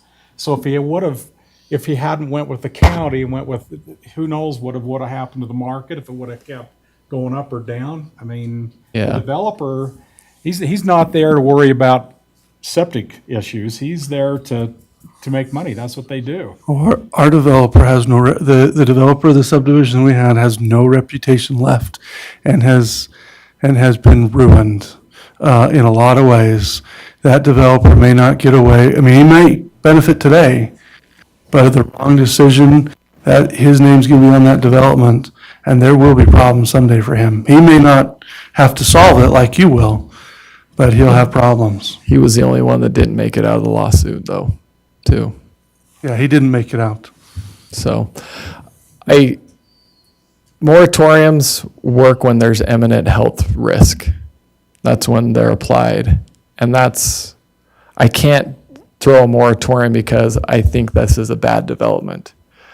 I put a moratorium because additional development's going to exacerbate an already existing issue. More groundwater, more discharge into that.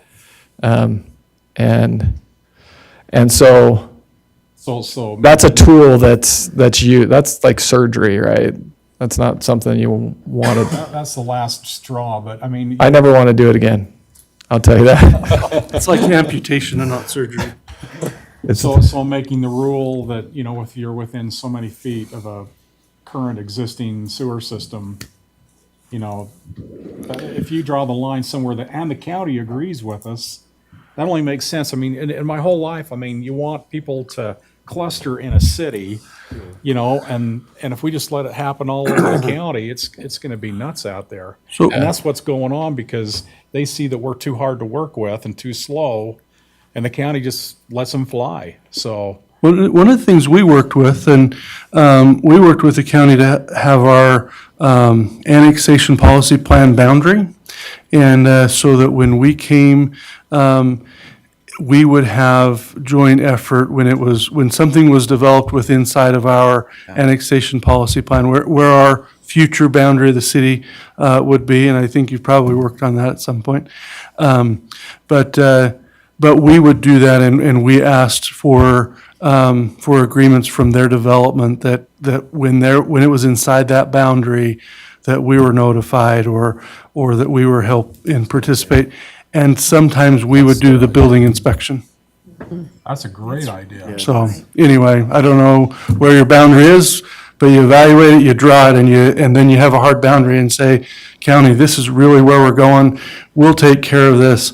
If you'll turn over development in this area to us, we'll commit to sewer. You commit that we'll be part of that planning process. We don't want it everywhere. We're not going to sprawl the whole entire county, but this is the city that we think will be someday, and be able to get them to come on board with respecting your annexation policy plan makes a big difference. It's interesting to me, you know, along the same topic a little bit, it is interesting to me that, you know, there's a lot of talk about preserving agriculture and all of these kind of things, and yet sort of the county and we're not just blaming, I mean, I'm not trying to blame anybody, but it's just sort of what's happening, you know, we start getting the clustering and we start getting the breakup of agriculture, which is just another facet of what we're talking about here. I agree with Lyle here. I think that, you know, let's keep our development going in the incorporated areas, and then what you're saying, and putting this boundary out there, and what our anticipated growth is, sounds to me like a good way to work with the county and get something kind of going. That already exists. We already have that map. We have that map, but does it include, where does it go to? You know, are we out that far? Are we? It's shown actually on that map there, but I would say, and we talked about this in previous city council meetings, you know, that was done in early 2000, and we talked about the state law now and some of the questions that are considered or anticipated us to have in our plan, which we don't have. And it's more based upon services, who's in the best position to service. You know, there's a lot of good information that's included in the code now, are good requirements that the city really hasn't done, just because it wasn't, I don't think, in effect at the time that we first adopted our declared annexation. It wasn't really based upon service areas and who could best service. I think it was just more based upon what the cities were. Closing the gap. Yeah. And you can see some areas that's so far out there that we probably aren't going to really serve, and it would be well to go through that planning process and involve our engineer, involve, because there's some financial components in in that law, and to involve Zions Bank to help us essentially look at, this is the infrastructure we need to provide the service here, and this is essentially what that will cost, and we can start to make good decisions based upon good analysis and good information. But do we Thank you for have a, suggesting that. this is it, we're not going out of here for nothing, boundary? Well, we do have. Are we gonna keep extending it, or are we gonna say, this is it, wall goes right here, we don't want any, we don't? So when we did it, we got serious and we did that. It was, we're not going past this because it doesn't make sense. It won't gravitate to us. We won't get there. And we decided a hard line. I don't know your city to do that, but a good study like Sean's talking about and making sure you do that plan and make sure that you include that and say, hey, is this going to ever be part of your city? And thinking long term, because how old your city is now, think about when it doubles in age. It's still going to be here. You're not, it will. So keep in mind how long that city life is and what truly makes sense. They tell me once the city grows out, then we grow up. So, anyway, but keep in mind that. Any other questions? I have, Mr. Mayor, can I Yeah, ask Jordan sure. just one question? So if you ever got into a position where the health department felt like it was prudent to do an ordinance, I'm guessing since the health department covers multiple counties, you could identify the boundary in which that ordinance applied? It would apply across the entirety of the district. It would. Yeah. Okay. So typically what we'd do when we pass ordinances before, we just hold a public hearing in each of the counties so we can gather public input from each of the counties because that's who we serve. Okay. But that would apply whether we're here in Tremont or whether we're over in Garden City. That would apply. So it seems to work all right. And then we can, just like you do, we can adjust our ordinance for use, or our regulation for use cases. But haven't really run into issues where we try to make it so it's applicable across each of the counties. Is it hard to get consensus because the counties are different? Not, my experience in Tri-County was it wasn't too hard. More so doing the public process in each of the counties was important to make sure that we notified the residents, let them know, and then got the input of the public before we moved forward with anything. So I think it'd be hard for us to say we're only going to apply this ordinance adjacent to like Tremont City. I think we'd have to treat everyone equally in our regulation. Or even a county? Yeah. We did have a little bit different county ordinances, but those were adopted by the county that viewed us as the water and sewer authority. So once again, looking at that slide, we are governed by county ordinance in certain situations. So, but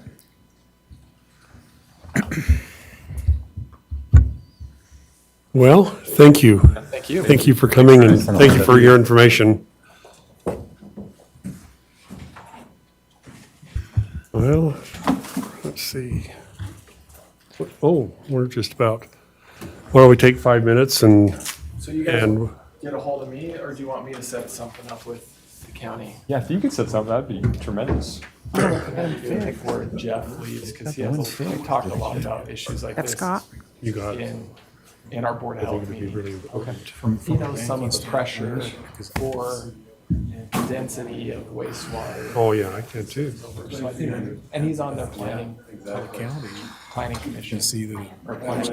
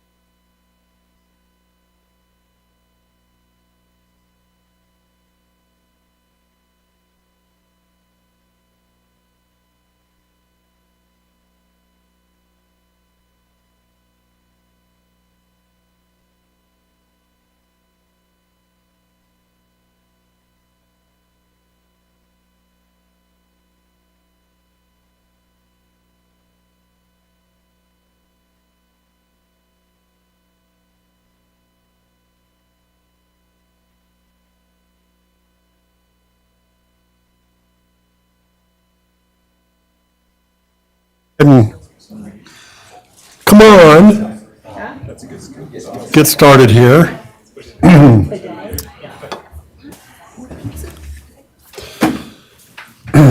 Welcome, everybody, to our city council this evening.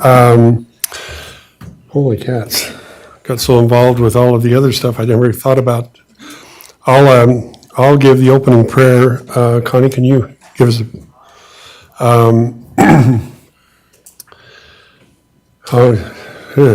go ahead and get started, I guess. Let's see, we're going to have a prayer, and if anybody feels uncomfortable with that, then you can step outside for a moment, and otherwise, we'll go ahead and do this. Our Father in heaven, as we come before thee at this time, we're thankful for the blessings which we have. We are grateful for the opportunity of being here this evening and to be able to be a part of our city council meeting. We're grateful for the opportunity to serve our community and to be able to search for ways to make our community better for its residents and to be able to function in a pleasing manner to our residents and to thee. We ask for thy spirit and blessing to be with us this evening, and these things we say in the name of Jesus Christ. Amen. Would everyone stand, face the flag, and repeat the Pledge of Allegiance? I pledge allegiance to the flag of the United States of America and to the republic for which it stands, one nation, under God, indivisible, with liberty and justice for all. Must have been Mark. Well, we want to welcome everybody here tonight. We've got our city manager, Sean Warnke, Wes Eastep, Connie Archibald, Lyle Vance, Brett Brody, and Rick Siemens. We've Lindsay Nesson and Mark Christensen, Frenchie. Our police chief, Ryan Crockett, Zach, who's going to be really busy this week, Paul Fulgham. We welcome our guests. Glad they're here with us this evening. Council, declaration of conflicts of interest. Council? Okay. Approval of the agenda. I'll make a motion that we approve the agenda as written. Second. It's been moved by Lyle Vance and seconded by Rick. All in favor? Aye. Approval of the minutes of July 5th, 2022. Council? I'll make a motion that we approve this evening the minutes for July 5th of 2022. I'd second it. Moved by Connie and seconded by Wes. All in favor? Aye. Our next section is public comment period. This is an opportunity for you to address the city and regarding your concerns or any ideas that you have.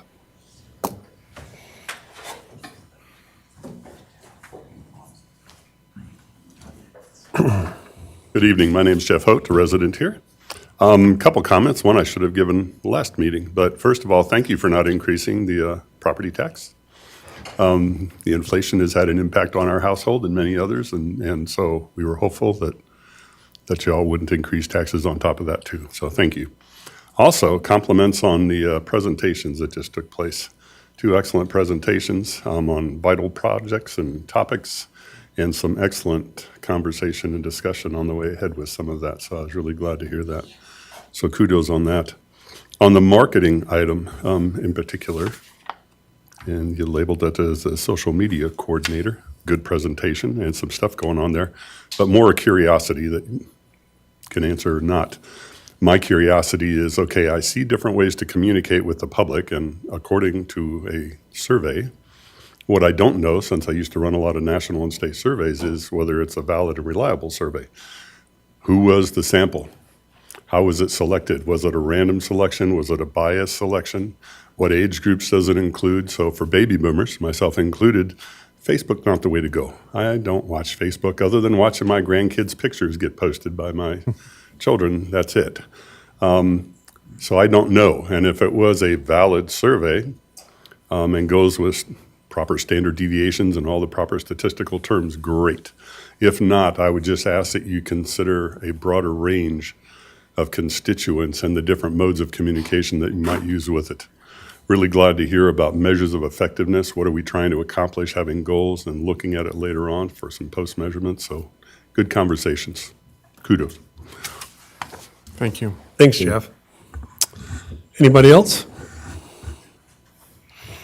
All right, well, thank you. We appreciate those comments, and they do make a difference. And I'm not sure about the scientific, house, He stated in that it wasn't, it was just a small sapling of something we were doing for that survey, and Yeah, it was through our branding agency, Red4, and we provided them with emails so they could email out the emails that we have on file as a city, as well as we pushed on Facebook. But really, the Facebook was only the last couple days. Over the two ways that we reached out to them, and it was their professionals that were doing the survey for us. It wasn't from us. And I can't remember that guy's name, but he would do surveys for Coca-Cola, Pepsi, Disney, was kind of the background that Rushford. what was the sample size on that? Do you remember? How many did they get? 350? I think it was 300, 400. So they felt good about the number of residents that were sampled. Anyway, there's some information for you. Thank you. All right. Should we go through the, let's see, the Main Street coordination, or as social media coordinator? Do we want to go through that again? No, that was only, we did have an opportunity. Oh, okay, all right, then let's go to the, I've got a little presentation I just wanted to share.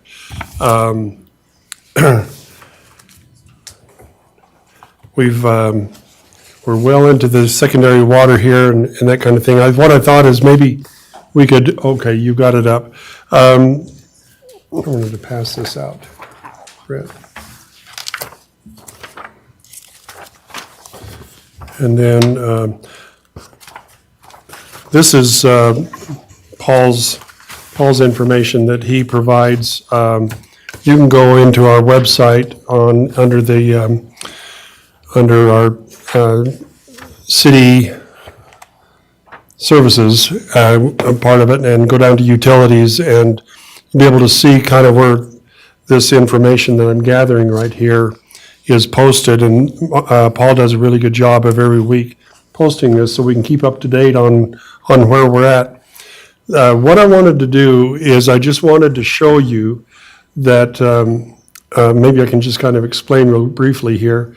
The yellow line down at the bottom is our secondary water. The blue line, the solid blue line, is our current water use. This is our culinary water use. And then the green line is a combination of the two, culinary and secondary. But what's interesting is for a long time, we were well below the average. And then the hash lines is a 3-year average. And then the upper dashed line and the lower dashed line are upper and lower limits. And so if we go much above about 34 million, what is that, Paul? About 33 million, 500,000 gallons or something like that. That's our capacity. That's where we're at. And so you can kind of see where we're at as far as our culinary water. We're well below that. Secondary water is moving up toward, is increasing. We're going to have I think we need to identify that red line is culinary water. a culinary capacity, yeah. It is.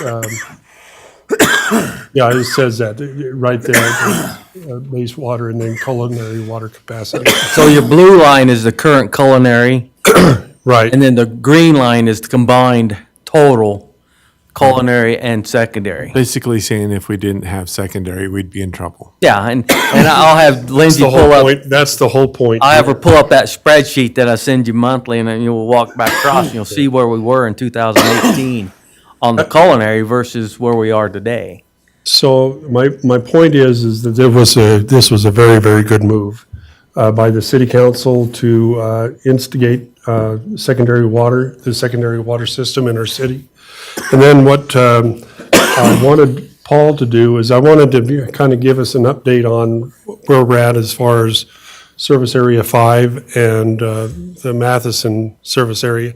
That's 4? That's 2. 2. 4's down on the south end. And kind of give us an update on where we're at on all of that. Before you do, it's interesting that we got this peak going of secondary water, but I'm not seeing a lot of drop in culinary water. And you would think that they would have dropped a little more with that use. And I'll ask Lindsay to pull up that one document I sent her, which isn't a graph, it just shows the spreadsheet. And you got to remember the other dynamic going on is we've still had growth, quite a bit of growth. And some of that growth is on the culinary side. Okay. So this is the number I look at. Can you blow that up some and go to like June? Yeah, scroll up to June. And if you look across, right there. All the ERUs?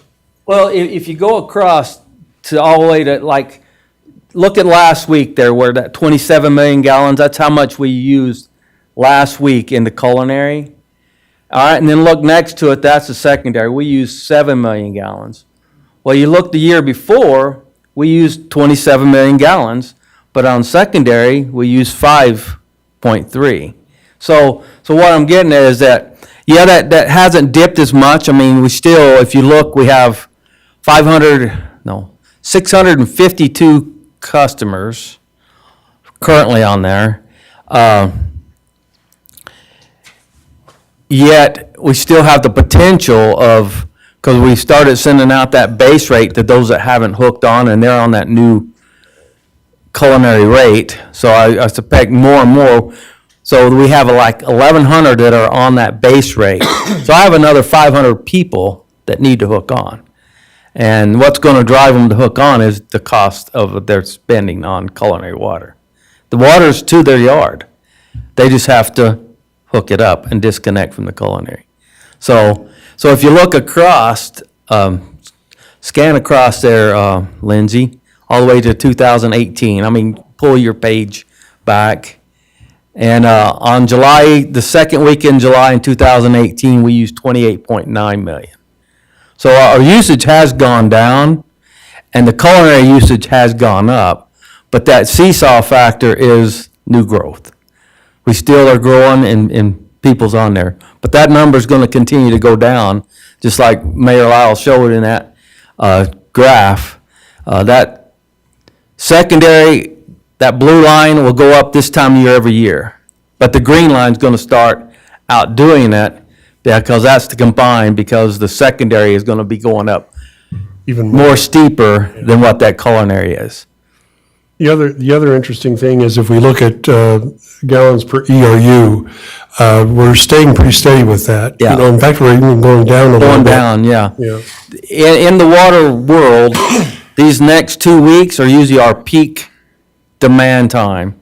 And I'll show you, I'll send you a report that shows you where we were 10 years ago versus now, and you'll see that our peak usage is going down based on that when we started adding secondary. We were going up, then we started coming down, that was always that factor of we build everything in our infrastructure, in our culinary system for 2-3 months out of the year, but specifically for these 2 weeks, which are the last of July, 1st of August. That's when most people use most water.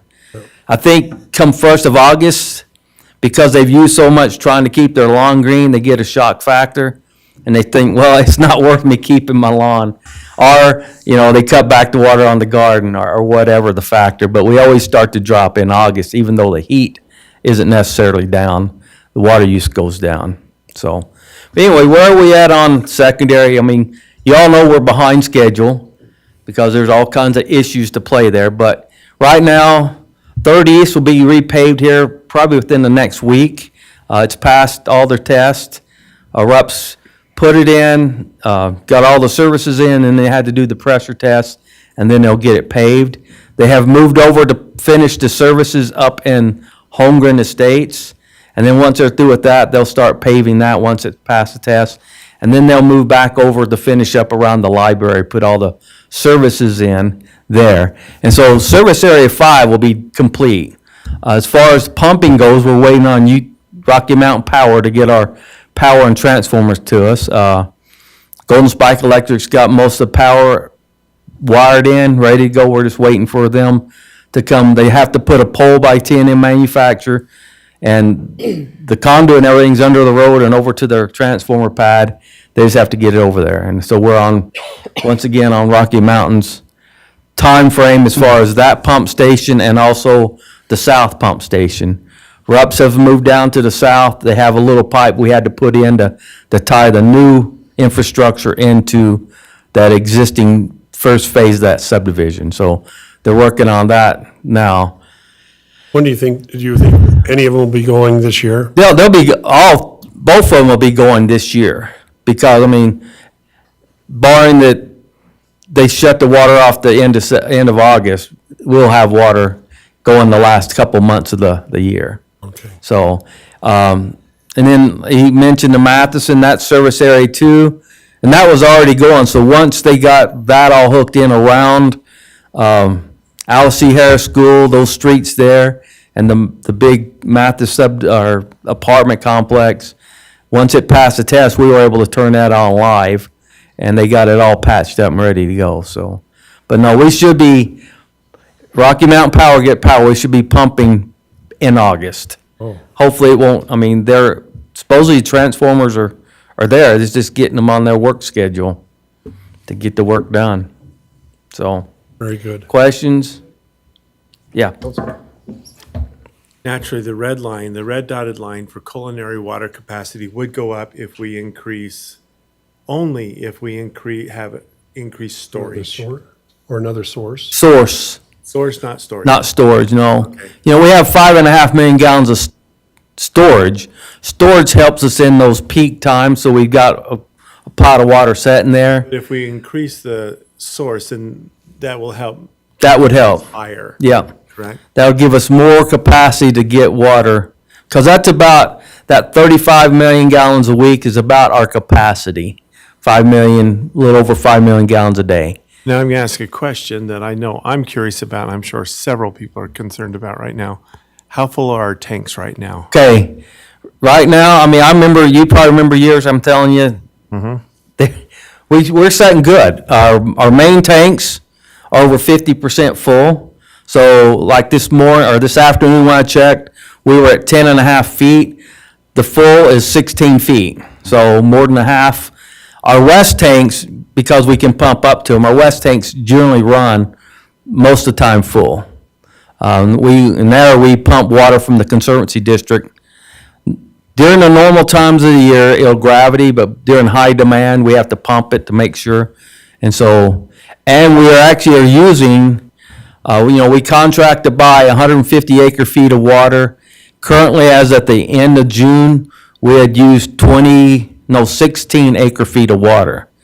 And last year was the same way. And last year, they had implemented a program for drought to help, that we actually got a rebate. We got, $2,000 or $3,000 back from the district, because the money we pay to the district, unless we go over our allotted amount, is we pay it whether we use it. So we contract with 150 acre feet. I pay that in 4 installments through the year. If I go over, I pay per 1,000 gallons, just like our customers do. But if I don't use that water, we don't get that money back. That's our insurance, that we've got another source of water there. And my goal is always is kind of to use up to it, but not overuse it. What that means is I'm able to push some of our water that comes from the east, because we have the pumping capacity, that we can push it up to those other tanks. So that means the people on that west side are using less district water and more city water. So in this drought, we have the well on the Bear River that has an overflow. Our springs, yeah. Yeah, our springs. Yeah. Is it still overflowing? It's still overflowing, huh? There's always some, because you can't capture all the water. right. That's the problem with the spring. You know, your wells are in an aquifer that's hundreds of feet down in the ground, but that spring's artesian water being pushed up. And so if I you would just think can't, that if you don't have overflow, then we probably have a problem. that means we're in dire straits as Yeah, far as okay. the drought. So Okay. as much as you don't want to overflow that water, it's going to overflow because it's artesian. Okay. Thank you. So, all right, thanks. One more question. Have we heard anything from the engineer? We talked to him. He's promised us hopefully by the end of July. He said he had a lot of people, that geologists, that had left our office because of vacations and holidays. And so he got behind schedule. He's promised us to hopefully have it by the end of July. So hopefully we can present something to you the 1st of August or the second meeting in August. I mean, I won't be here the first meeting, but you can hear it without me being here, so. There you go. Thank you, Paul. If you'll just go to that second page, I would just want, this is just, Paul alluded to it just a second ago, and we got, okay, these are just the source, this is our rainfall since 2018, each year, and the bottom solid line down there at the bottom, that's this year. We're tracking on some pretty, we're slim. We're slim pickings as far as rainfall goes right now. The yellow line is 2019. Now we were just average that year. So that kind of gives you kind of an idea where we're at as far as rainfall goes for this year, and it's a concern for everybody. The last thing I just wanted to show, and I don't want to take a lot of time with this, I had a conversation with a farmer the other day, and he was pretty upset that we are, anyway, he was complaining that Tremont City was basically taking all of the water away from the farmers. So what I did was I just did a little calculation here, and we'll just go across the top right there. That's this week. That's the 7.2 million gallons that Paul talked about our secondary uses for this week. Now that goes up and down. There's high points and low points during the week, but I just took an average all the way through.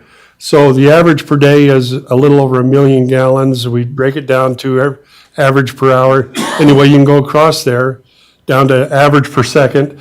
Where I'm going is I needed to know what the CFS is, the cubic feet per second, and that is 1.6 cubic feet per second. That's what we're using on the average during the week. And if we go down, and so his point was, and I think what was going on here is he was hearing 5.6 million gallons or 7.2 million gallons, and that sounds like a lot. And it is a lot. But in terms of what farmers understand, they understand cubic feet per second. So I took down at the very bottom down there, I took a stream that we had some association with, was about 3.3 second feet. And I worked that out I worked it the other direction. And so that stream, as it runs over the course of 7 days, about 15 million gallons run down that ditch over the course of 7 days. And when I told him that we were using, at that time I said we were only using 1.25 second feet, that seemed to answer some of his questions, and it didn't sound like so much water. And when we put it into terms that they could understand, that it just is a part of what they know. Any farmer that irrigates out of the canal system knows how many cubic feet per second they have in their ditch, probably to the 10th of a second a foot. So we own how many shares?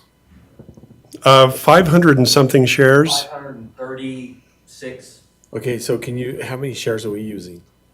How many shares we, what I do, and it's different how, 'cause This is it. I'm a culinary water guy, Right.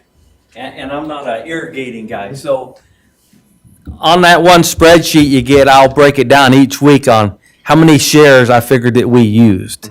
And, you know, one CFS, one share is equal to 4 times 3, about 1.2 million gallons, right? Somewhere in there is one share. And one CFS is 450 gallons a minute. So that 1.6 is that 718 gallon per minute. So really, if you look at what we use, and I'll probably have it sitting right here. Let me pull that one sheet up. Maybe I don't. Yeah, I do.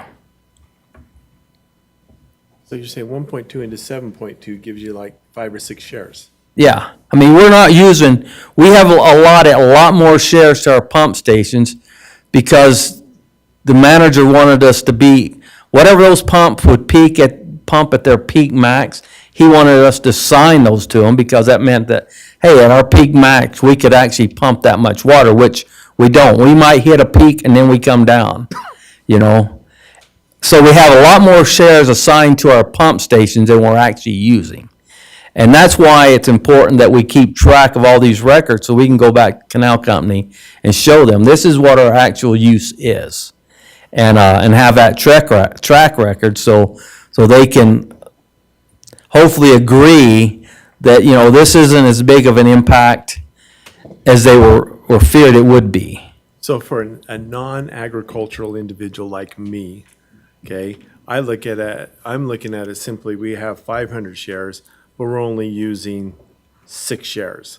That tells me that we have a very small impact on all of the shares, and we're actually providing more water to the farmers because we're not using all those shares that are available to us. Because those shares we took out of production to use. And so if we're not utilizing them, then that's more water in the system. Yeah. And plus, Okay. whatever shares we weren't gonna utilize, we put into their lease pool so they can lease out and give more water to whoever has a shortage.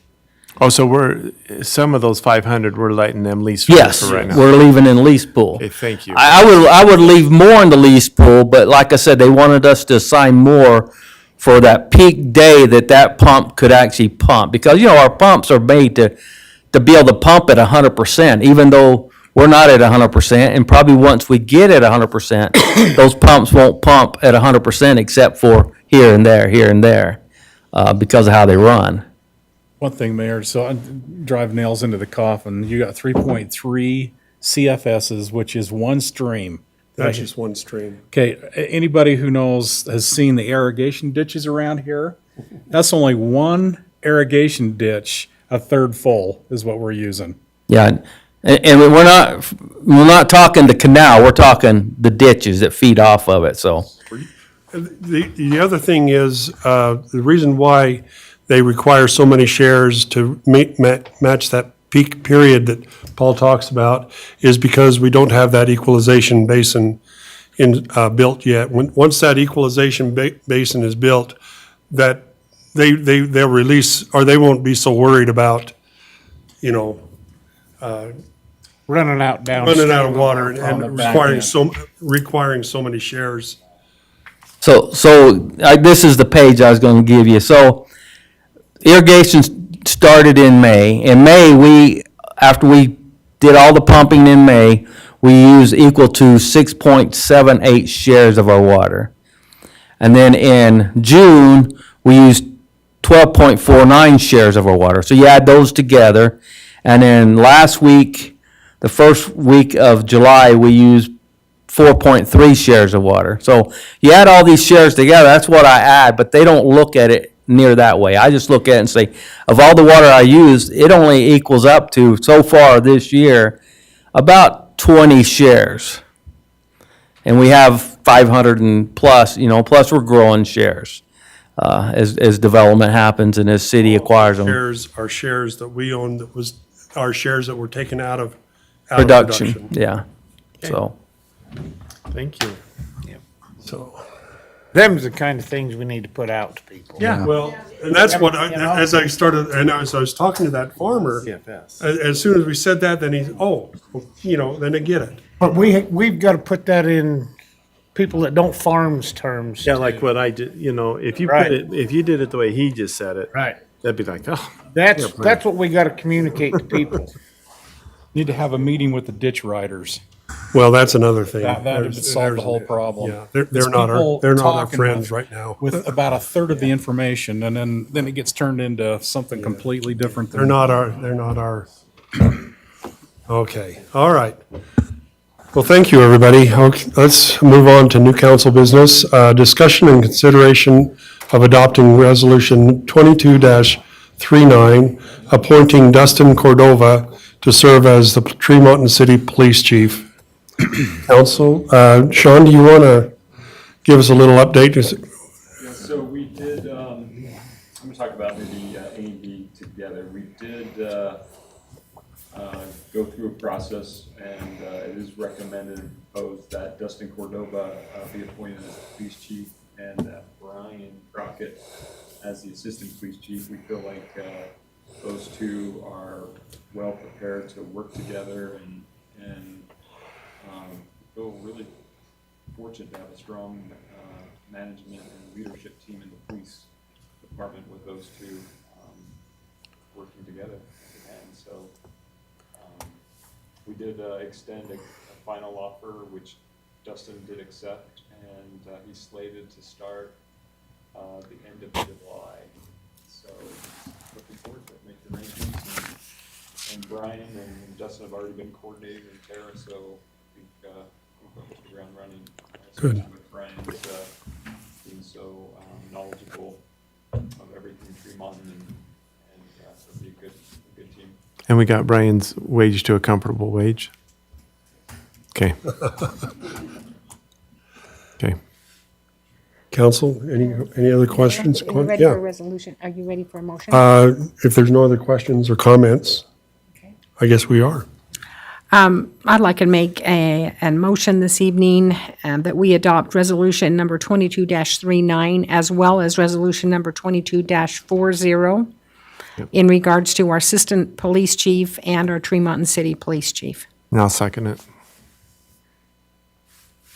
I second it. Okay. It's been moved by Connie and seconded by Brett. And we're going to adopt both resolutions, number 22-39 and 22-40. Rick? Rick, I. Brett, aye. Lyle Vance, aye. Connie Archibald, aye. West Eye.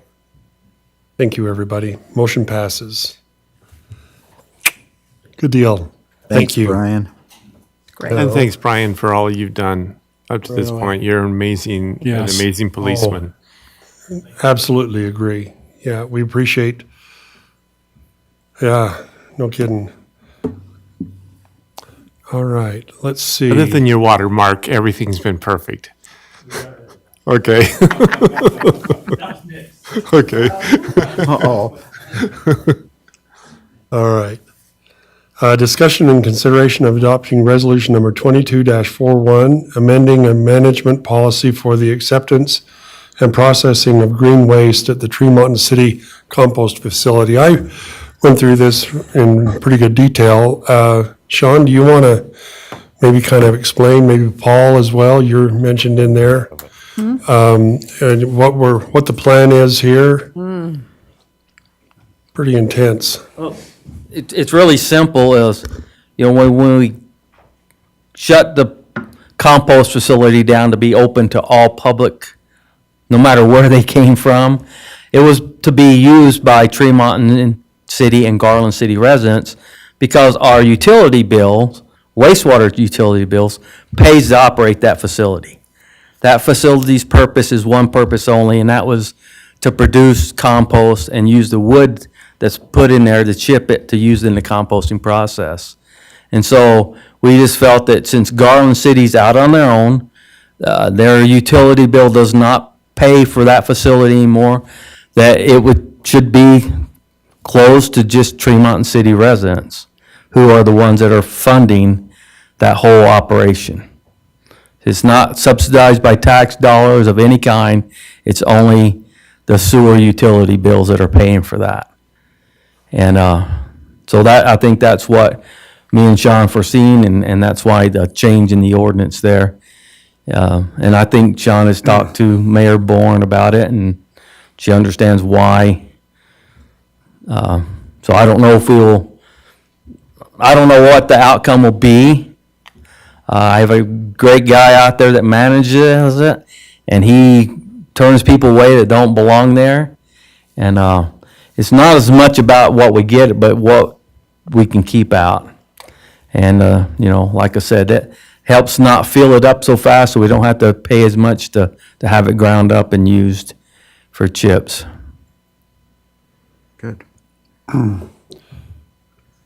One thing that I had a question on is, so residents or people outside of Tree Mountain City, first of all, the purpose of this isn't to provide a way for people to get rid of their green waste. No. The purpose of it is for our composting. Yeah, we need the wood chips. That's the only purpose we have We for need this. the wood chips in the composting operation. So as, and we're turning people away, so people from Elwood or Deweyville or wherever, Garland or wherever, we're going to check and they need to somehow, Yeah, and that's what we've been doing for the last 2 years, almost 3 years now. And there is a place they can dispose of their green waste, and that's up at the landfill. They do take that. Yeah, if you remember right, we were in some kind of negotiations with the county that was wanting to joint venture with us, but it just wasn't going to be favorable for Tremont City, so we stayed the way we were. But the county has a means to dispose of the green waste, so they can take it up there. It's just up there they have to pay a tipping fee to the county, to where we take it. We figure our residents are paying for that fee, that in their sewer utility, and so we take it for free, to where others have to take it and pay a tipping fee at the county to dispose of their green waste. So it takes wood chips to help process. Yeah, At the waste treatment plant. we use the green waste that we take down at our plant, because we still take that from whoever. If you bring it down, the grass clippings, we take that, we don't manage it. We take that, and it kind of produces, if you know grass clippings, they produce a lot of heat. You put them in your garbage can and see what happens. They start, so we use that along with the biosolids from the treatment plant. And then we need the wood chips in there. They actually build air spaces so that we can keep air in that. We turn it every 3 days to open them back up. But they keep it from going septic and really starting to smell. And then what it does, they continue to break down. So we reuse those wood chips over and over. As we screen it at the end of the year, we pile those up and we reuse those in along with new wood chips in the process. So we're getting enough wood from. So we've got plenty of chips out there. We're just still in the process to help our residents out taking their green waste. And we haul a lot too there, like when we have these little windstorms that take trees down, we'll haul a lot of limbs and stuff. Our residents will out there to it. Council, any other questions? Make a motion that we adopt resolution number 22-41. I'd second that one too. Moved by Lyle Vance and seconded by Wes and Rick. Rick, aye. Brett, aye. Lyle Vance, aye. Connie Archibald, aye. Wes, aye. Motion passes. Thank you, everybody. Number D, discussion and consideration of adopting resolution number 22-42, approving an amendment to the Lawrence Service Agreement between Lawn Care, I'm sorry, I got my glasses, good grief. Okay, the Lawn Care Service Agreement between Tree Mountain City and Double J Lawn Care, excuse me, adding a fuel surcharge to the mowing contract when fuel prices are over $3 per gallon. Yeah, so the mowing contractors approached me first part of June, and they signed the contract at the end of 2020 when gas prices were about $2.20 a gallon. And now they were over $5 when they were talking to me. And so They sent a formal letter just kind of requesting that we could do something about fuel surcharge. They weren't necessarily expecting it to go up that high. So we talked about it a little bit, and what we came to the conclusion, and if the council would amend it, the agreement is that anything over $3 on average a gallon, from $3 to $4, just based off of their analysis, how much they charge. Right now they're paying about $700 more a month, based just on fuel. If it were $3 to $4, it would be about $250 a month. $4 to $5 would be $500 more a month, and if it's in the $5 range, it's like $750 a month. So, I propose that we put this into the contract, and they would submit a separate invoice for the fuel surcharge. They'd have to prove what the average would be based off of a website that shows the average fuel price for the month. And Of Tremont, is that out there somewhere? Are we going by the state of Utah? it's the state, it's gasbuddy.com, and it's by the state. So I couldn't find one that specifically narrowed it down to Tremont. There might be one out there, but yeah. And so if it's in the $3 range, it's $250. $4 range, it's $500, and $5 to $6, it's $750 is what we propose. So when gas hits $1.50, they pay us back, right? Yeah, it drops. I hope so. We can always only hope. Okay. So these guys, they do a good job. I mean, we go around town and take a look at the parks and what they're doing, the cemetery, and Yeah. they are just doing awesome. It's always well kept, and there's been a definite increase in service by having these guys do it. I make a motion that we adopt resolution number 22-42. I'll second. Been moved by Lyle Vance, seconded by Rick. Rick? Rick, aye. Brett, aye. Lyle Vance, aye. Connie Archibald, aye. West side. Motion passes. Discussion and consideration of adopting resolution number 22-33, 22-43, sorry, approving a landscape plan for the Bear River Valley Senior Center. Sean, is that going to be you? It is. So, as you know, the city's made a concerted effort to get rid of non-functional turf, and that's sort of a definition that's starting to, or a term that's starting to be used throughout the state, and it essentially means turf that you only walk on when you maintain it. And there are turf areas around the senior center. It's the perimeter and the buffer between the parking lot and the adjoining property line that's comprised primarily of turf.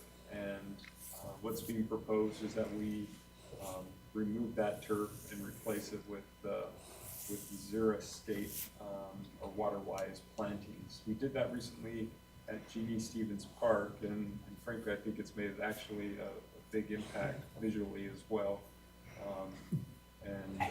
Phil Samuel over here.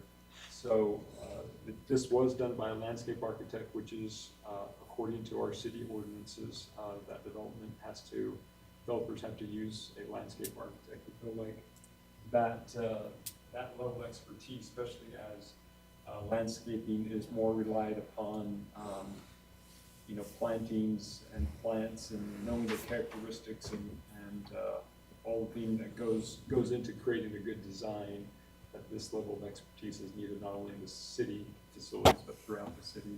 And so, at any rate, it is ready for your consideration. I would also let you know that the actual planting is included in the city's budget that was approved, and this is one of the projects that our public works guys have done well with the plan.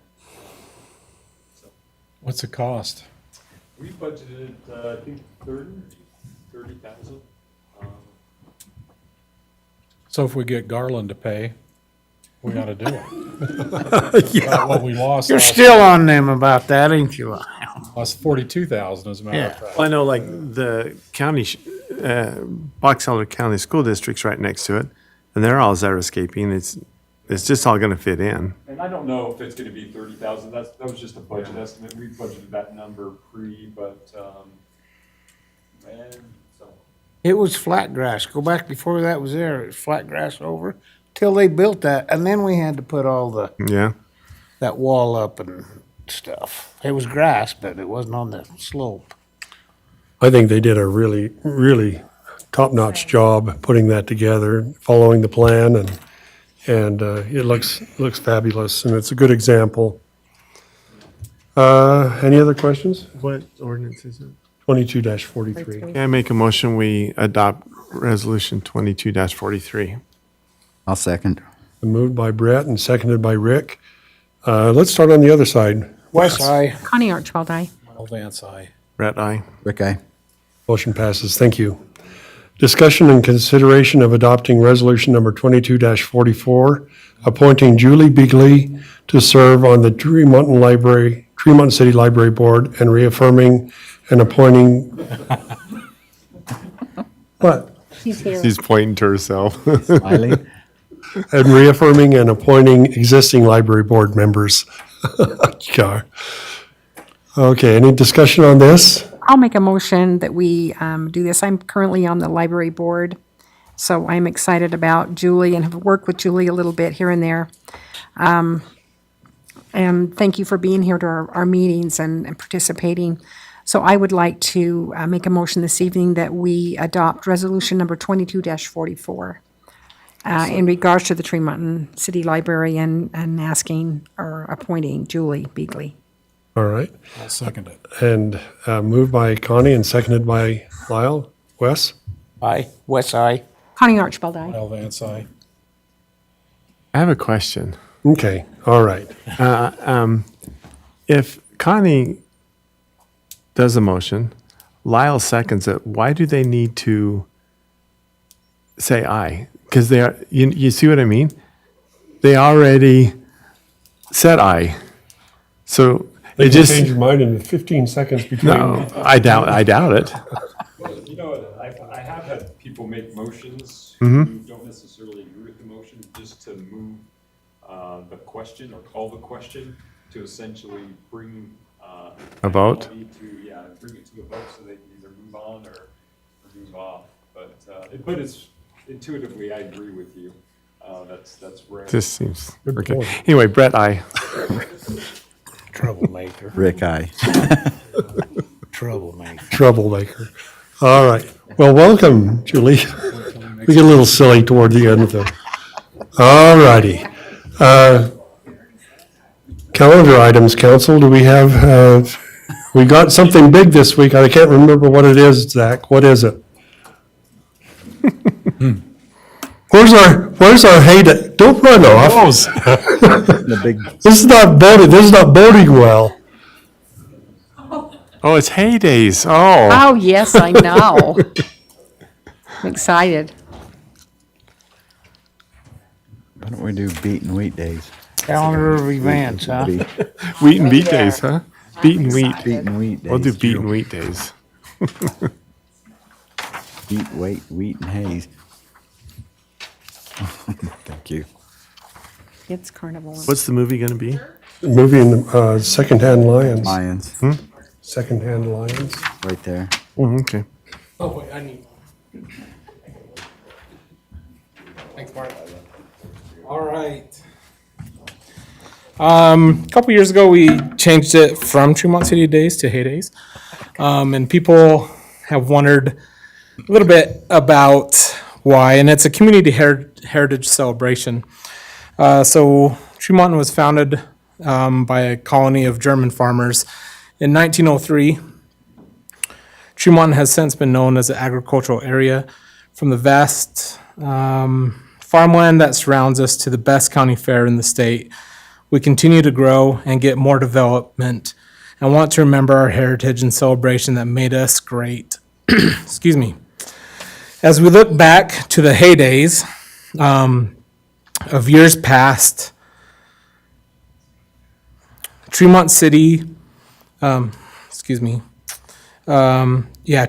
Heydays is a celebration of wheat, grass, straw, alfalfa, and all other types of hay that made Tremonton what it is today. We celebrate with fun activities for all ages, vendors, food trucks, music, fireworks, and so much more.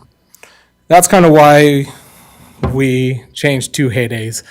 It's a play on terms of words of the good days that we used to have in the past, as the Hay Days, if you recall. And so it's a play on those words, but also celebrates our agricultural heritage. So even though a lot of it is wheat in our advertisement, it celebrates all types of hay and agriculture that we are surrounded with. We do have some key events that just to make you aware of. The pancakes in the park, the mayor's breakfast, city council breakfast that you have always been a tradition. Paul puts that on. He does a fantastic job. And that's on Saturday at 8. So make sure to attend that, and that's a chance to celebrate and mingle with the community as you serve the community. Here at 7:30. Yeah, show up around 7:30. Yep. Okay, at Jeannie Stevens. Okay. Bring your favorite apron, if not, you can wear one of my red. Okay. Gotta have a hat and an apron. Okay. Any hat? Or do we have city council hats or just Tremont hats or just, I bring them public works hats. oh, I got one of them too. That's what's important to me. Okay. And that'll be at the Cook Shack at Jenny Stevens Park. So everything is over there. There are a few things. There's the wood carving display that is at the museum. They wanted to celebrate with a local artist. So I believe that's the only thing not at Jenny Stevens Park this year. Another key thing would be at 6 o'clock is the community dinner. In the past, the city council has helped serve, and just more than serve the food, it's a chance to mingle and talk with people. And so it's a different type of than the breakfast where you're doing more of the work. You're kind of doing that a little bit, but I'll have more chance to speak and talk with the people that are there. They're two different, I don't want to say types of people, but it's two different groups that usually come to those two events. How much is the dinner? What time? That's on Friday at 6 p.m. Oh, the community, okay. Community dinner. The dinner is $5 for adults this year and $3 for children. It's going to be a Western boil. So potatoes, carrots, corn. Hopefully the corn's grown in, that we can get that. With a cheddar bratwurst to bring in the German heritage that we have. So Jenny at the senior center is going to be providing the dinner and helping with that. So what they'll do is they'll kind of sprawl out a lot of it onto the table, and people can pick out kind of what they want, and then we'll serve them a bratwurst to go along with that, with waters and some other things. So Sauerkraut and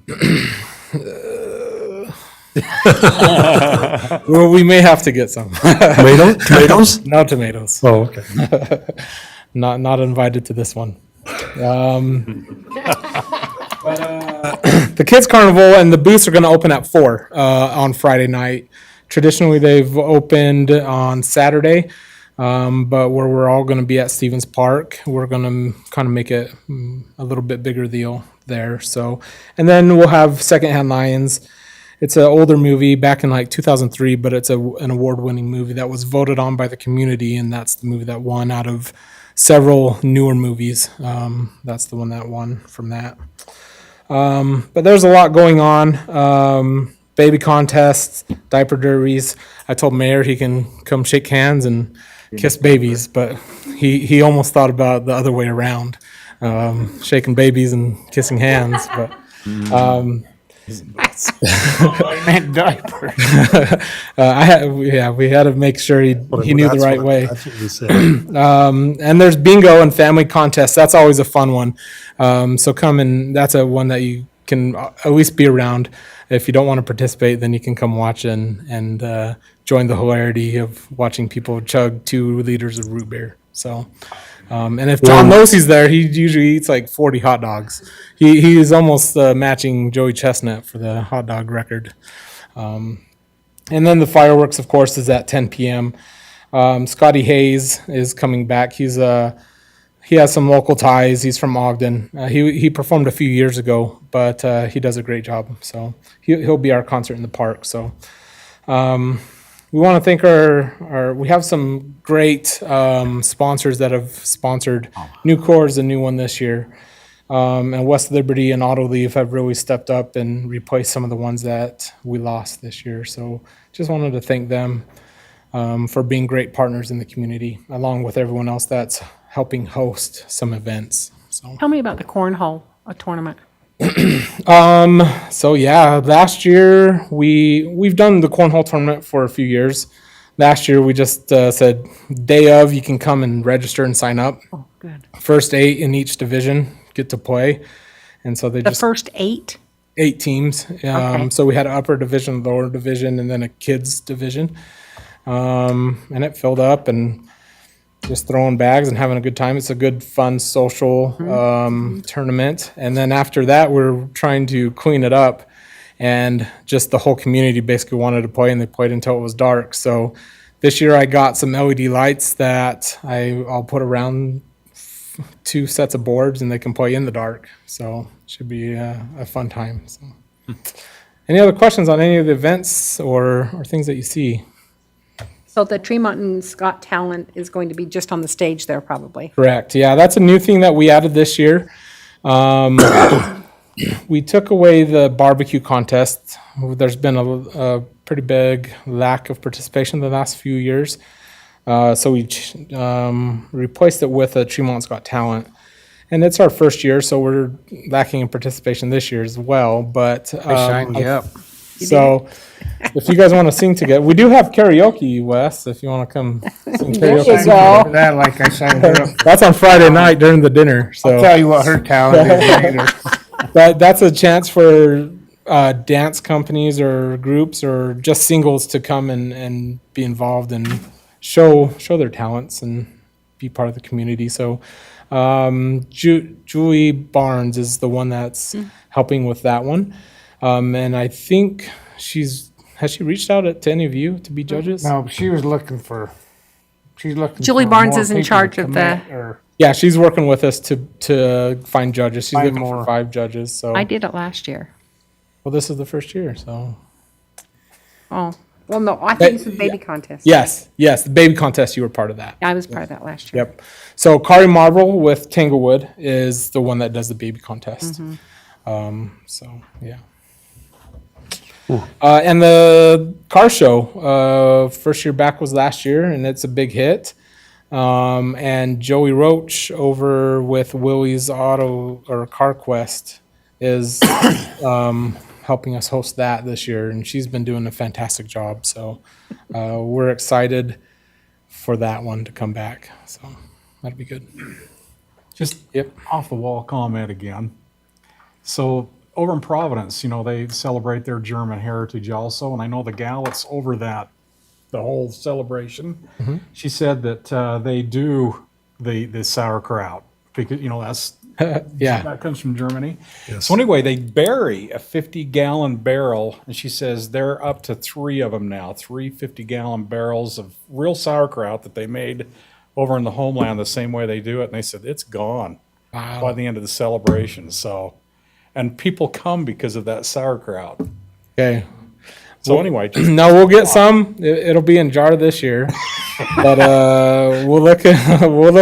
Well, I'll talk to someone over there. So just saying. no, we'll get some and provide it. So We better find that sounds something. cool. That sounds cool. has to do with, hey, we'll bury wheat for 20 years and pull it out. And let everybody make a loaf of It's bread. talking about you know? German heritage on there, so German farmers.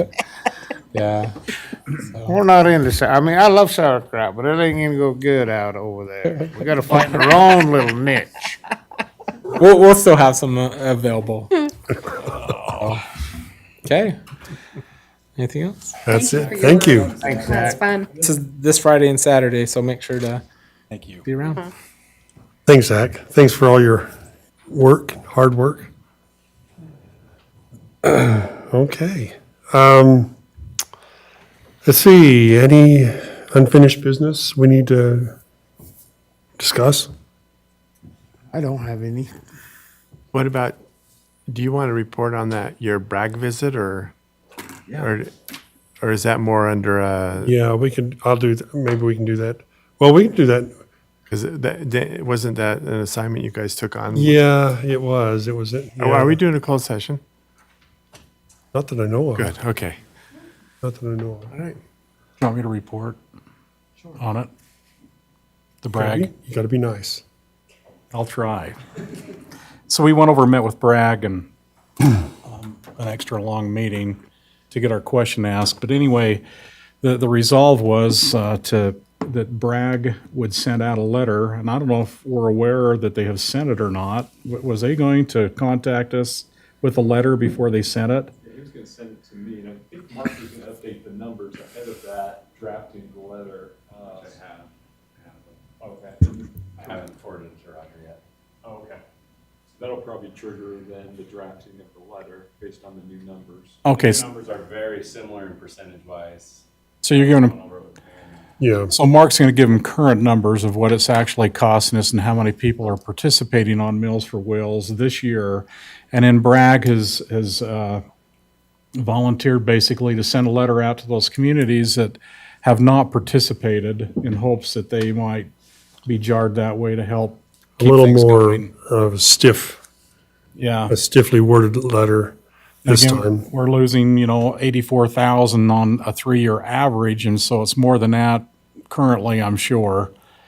And that's a lot of money for Tremont to be bearing up, our citizens to be bearing up, so we're trying to bring it to a head. They also talked about potentially going out and meeting with city councils directly as well. So it'd be nice if we could have them follow through there. They would go meet with them, or they want us to? No, they said that No, they they would. Okay. Am I remembering that? It was talk in my mind, they might, and they said it was gonna take a lot of man-hours, but they for sure were gonna send the letters, is what, the way I understood it. There were some communities that, the percentages were so low that probably it was just friends of friends coming, spending some time there. And I don't know, there was probably four or five communities that were sort of just dropped off because they were so low. I took out anybody that we wouldn't deliver to, so Cache County, South, the South County, South Box Elder County. And I think there was 1 or 2 Weber County residents. I just took those out of the figures altogether and dispersed the rest of them up. So what was the decision as far as if communities decide not to participate or don't respond, then what happens to the citizens that are Well, currently receiving them? what kind of, and correct me if I'm wrong on this, but as my understanding was that we would still be able to receive those funds, but they would be recalculated without the, whatever community that refused to pay. We just would not service them anymore. And though the funding that we receive from Bragg would be recalculated. Is that kind of how you? I think it would be a drastic change because it's based off of your square mileage as well as your population.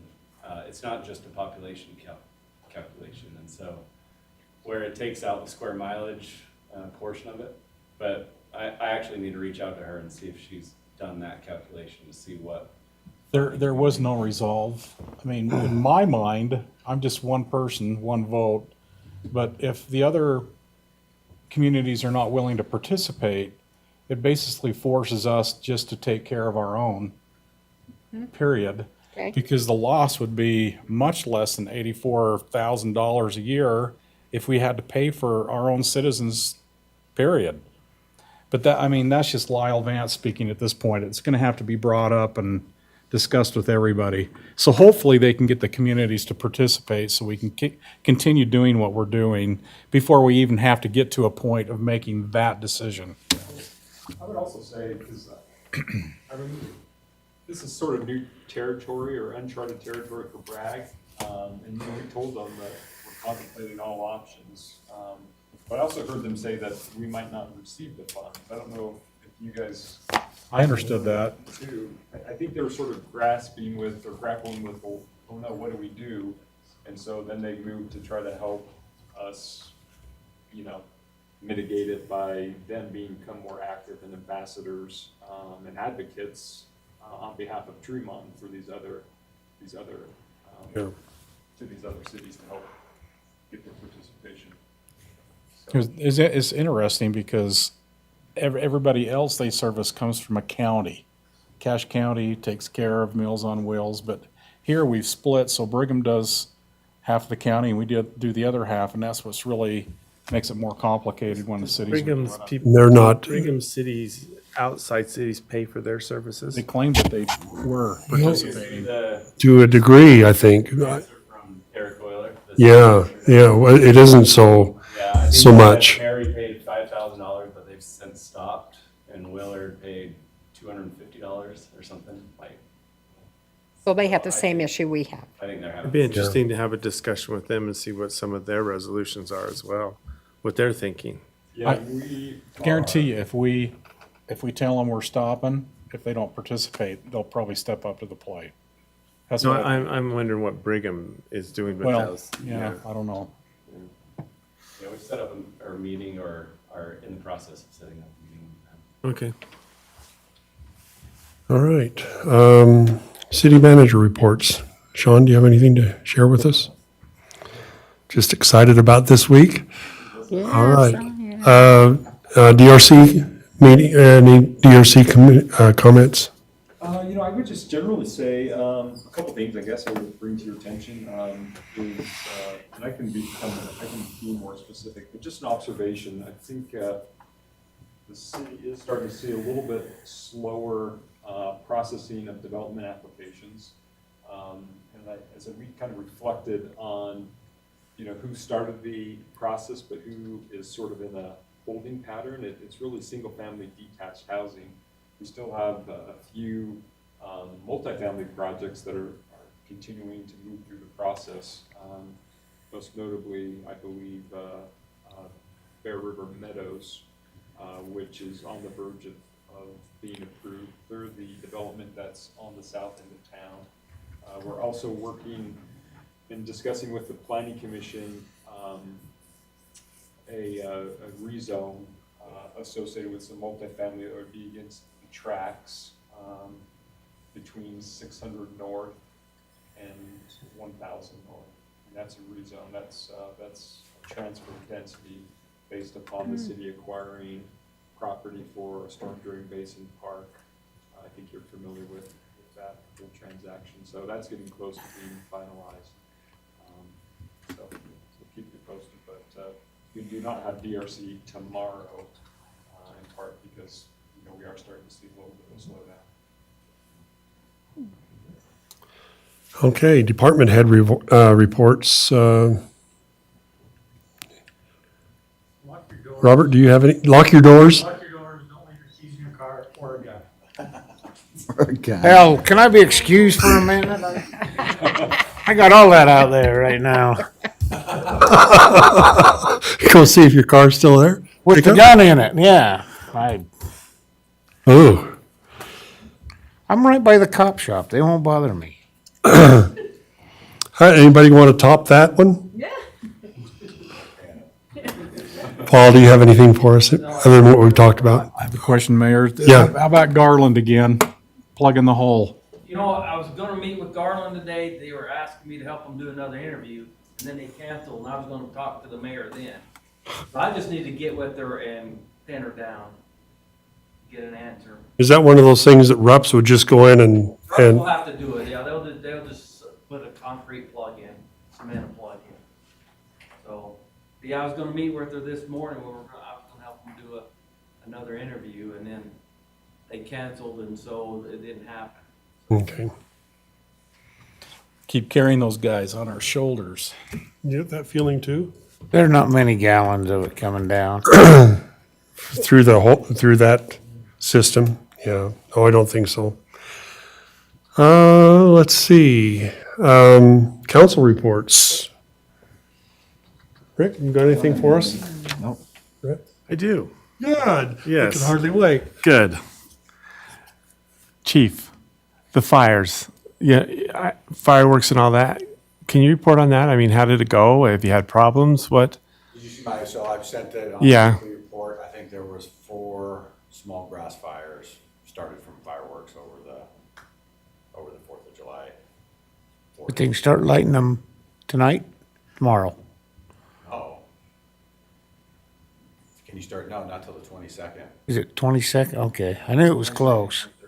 And so what I did too is I upstaffed an extra person, so I had 4 people on duty that day, which helps with the medical aids and fires. And then we're staffing another extra person through the next couple of days. Did you have many problems with restricted areas?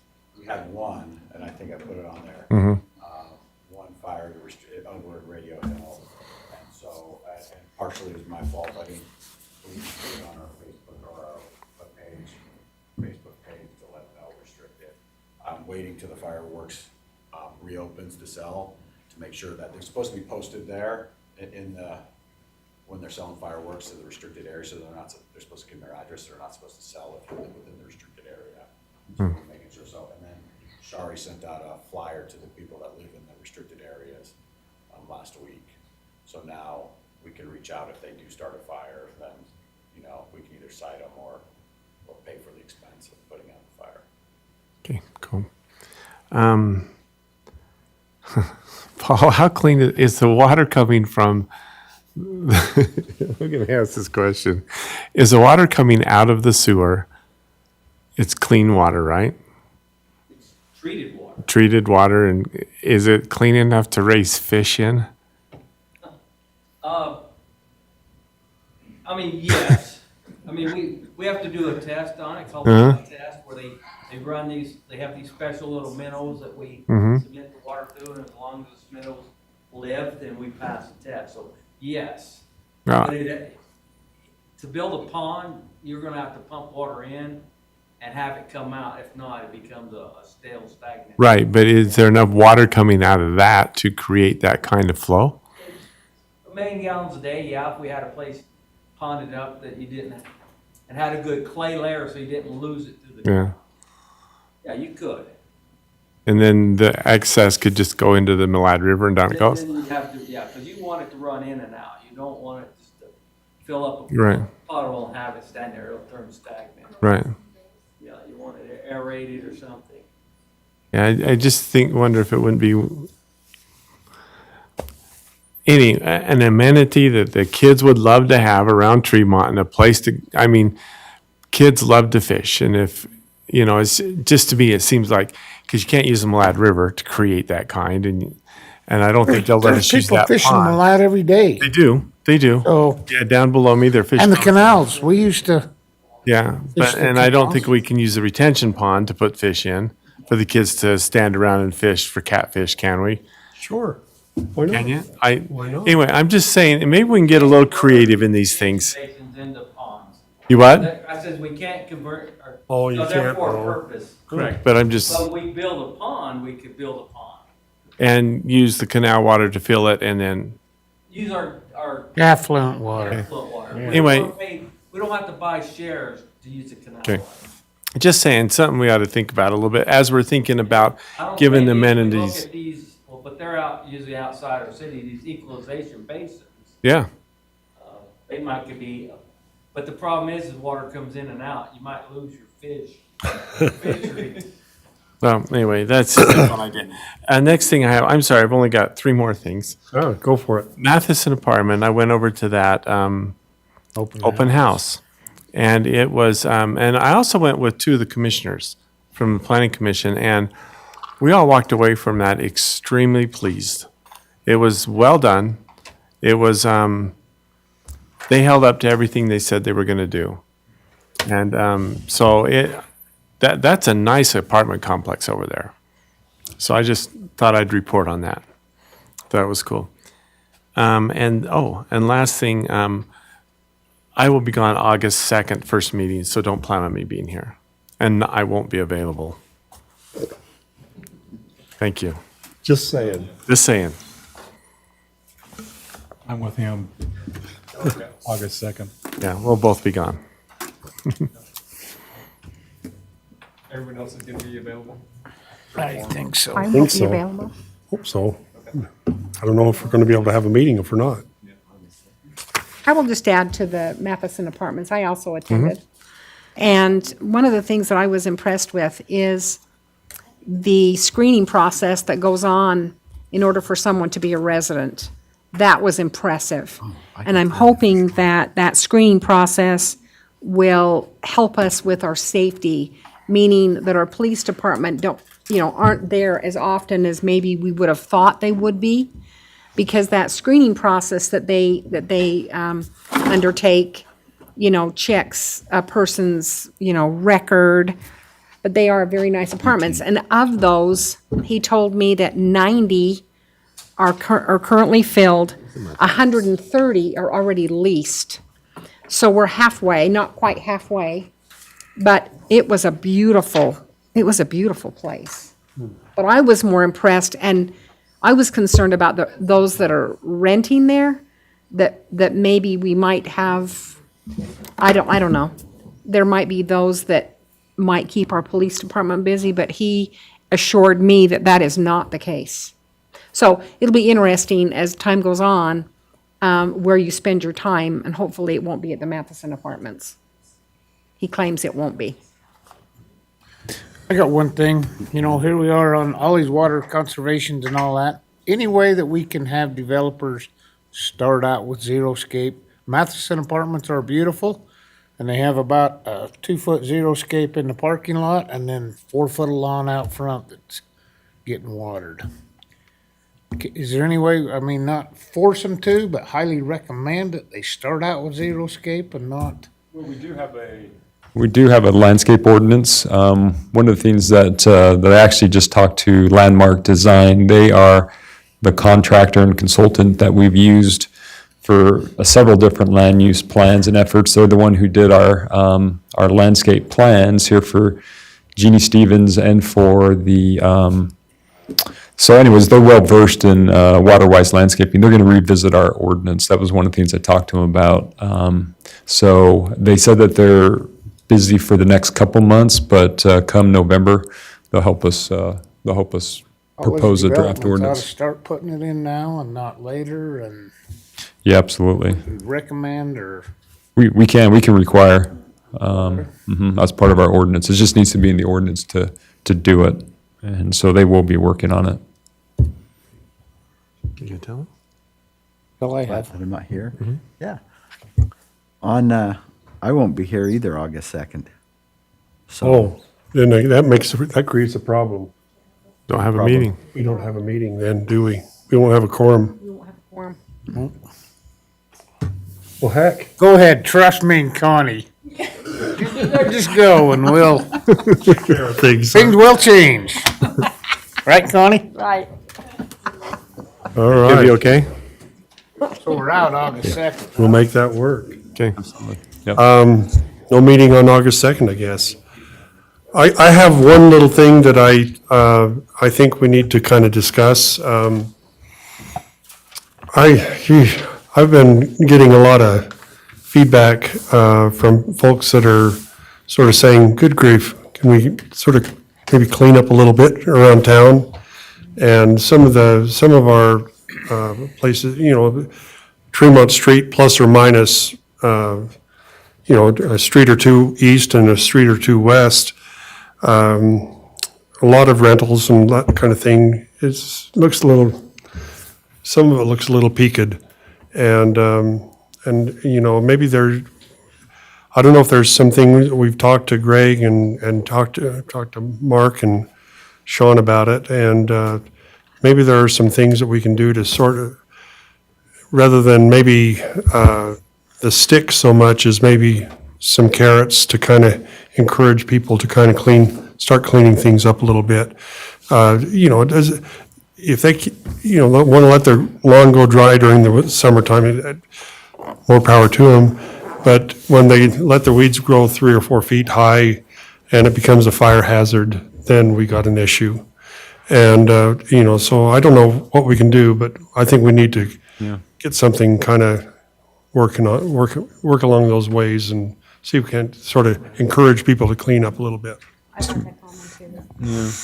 Mr. Mayor, I was going to mention, this is kind of in line with what Connie was saying, one of the things we could do, and I'm looking into, is a good landlord program, because we thought that there are some rental properties throughout town, and they may or may not be kept in better or worse condition, but there's also a draw on public safety, and essentially we can charge a disproportionate fee for licensing rentals, and if they follow this program and screen their tenants and do other things that reasonably good landlords do, they would receive a discount on the licensing. And so that's something we're looking at, and obviously it would be a decision that the council would make, but that's in the state code, and that's one of the tools that the legislature's created in order to help cities have better outcomes, better communities, and provide housing, good housing for tenants as well. So, anyways, I am looking into that and would have more information to bring to you at some point. I do think, though, that our yellow lawns help to contribute to that bad look. But it's okay. It's life. Yeah, yeah. Well, it's, and I can understand that, I mean, we're letting ours, the city's sort of letting them go dormant a little bit. And that's okay in August, July and August. But it's just when things go haywire and, and we got weeds and fire hazards and everything else. I think that's where at least that's a place to start. Right. All right, council, I think we've done enough for one night. I'll make a motion, we adjourn. Second it. Been moved and seconded, all in favor? Aye. Hey, Okay. motion passes. Till it rained, it was dusty.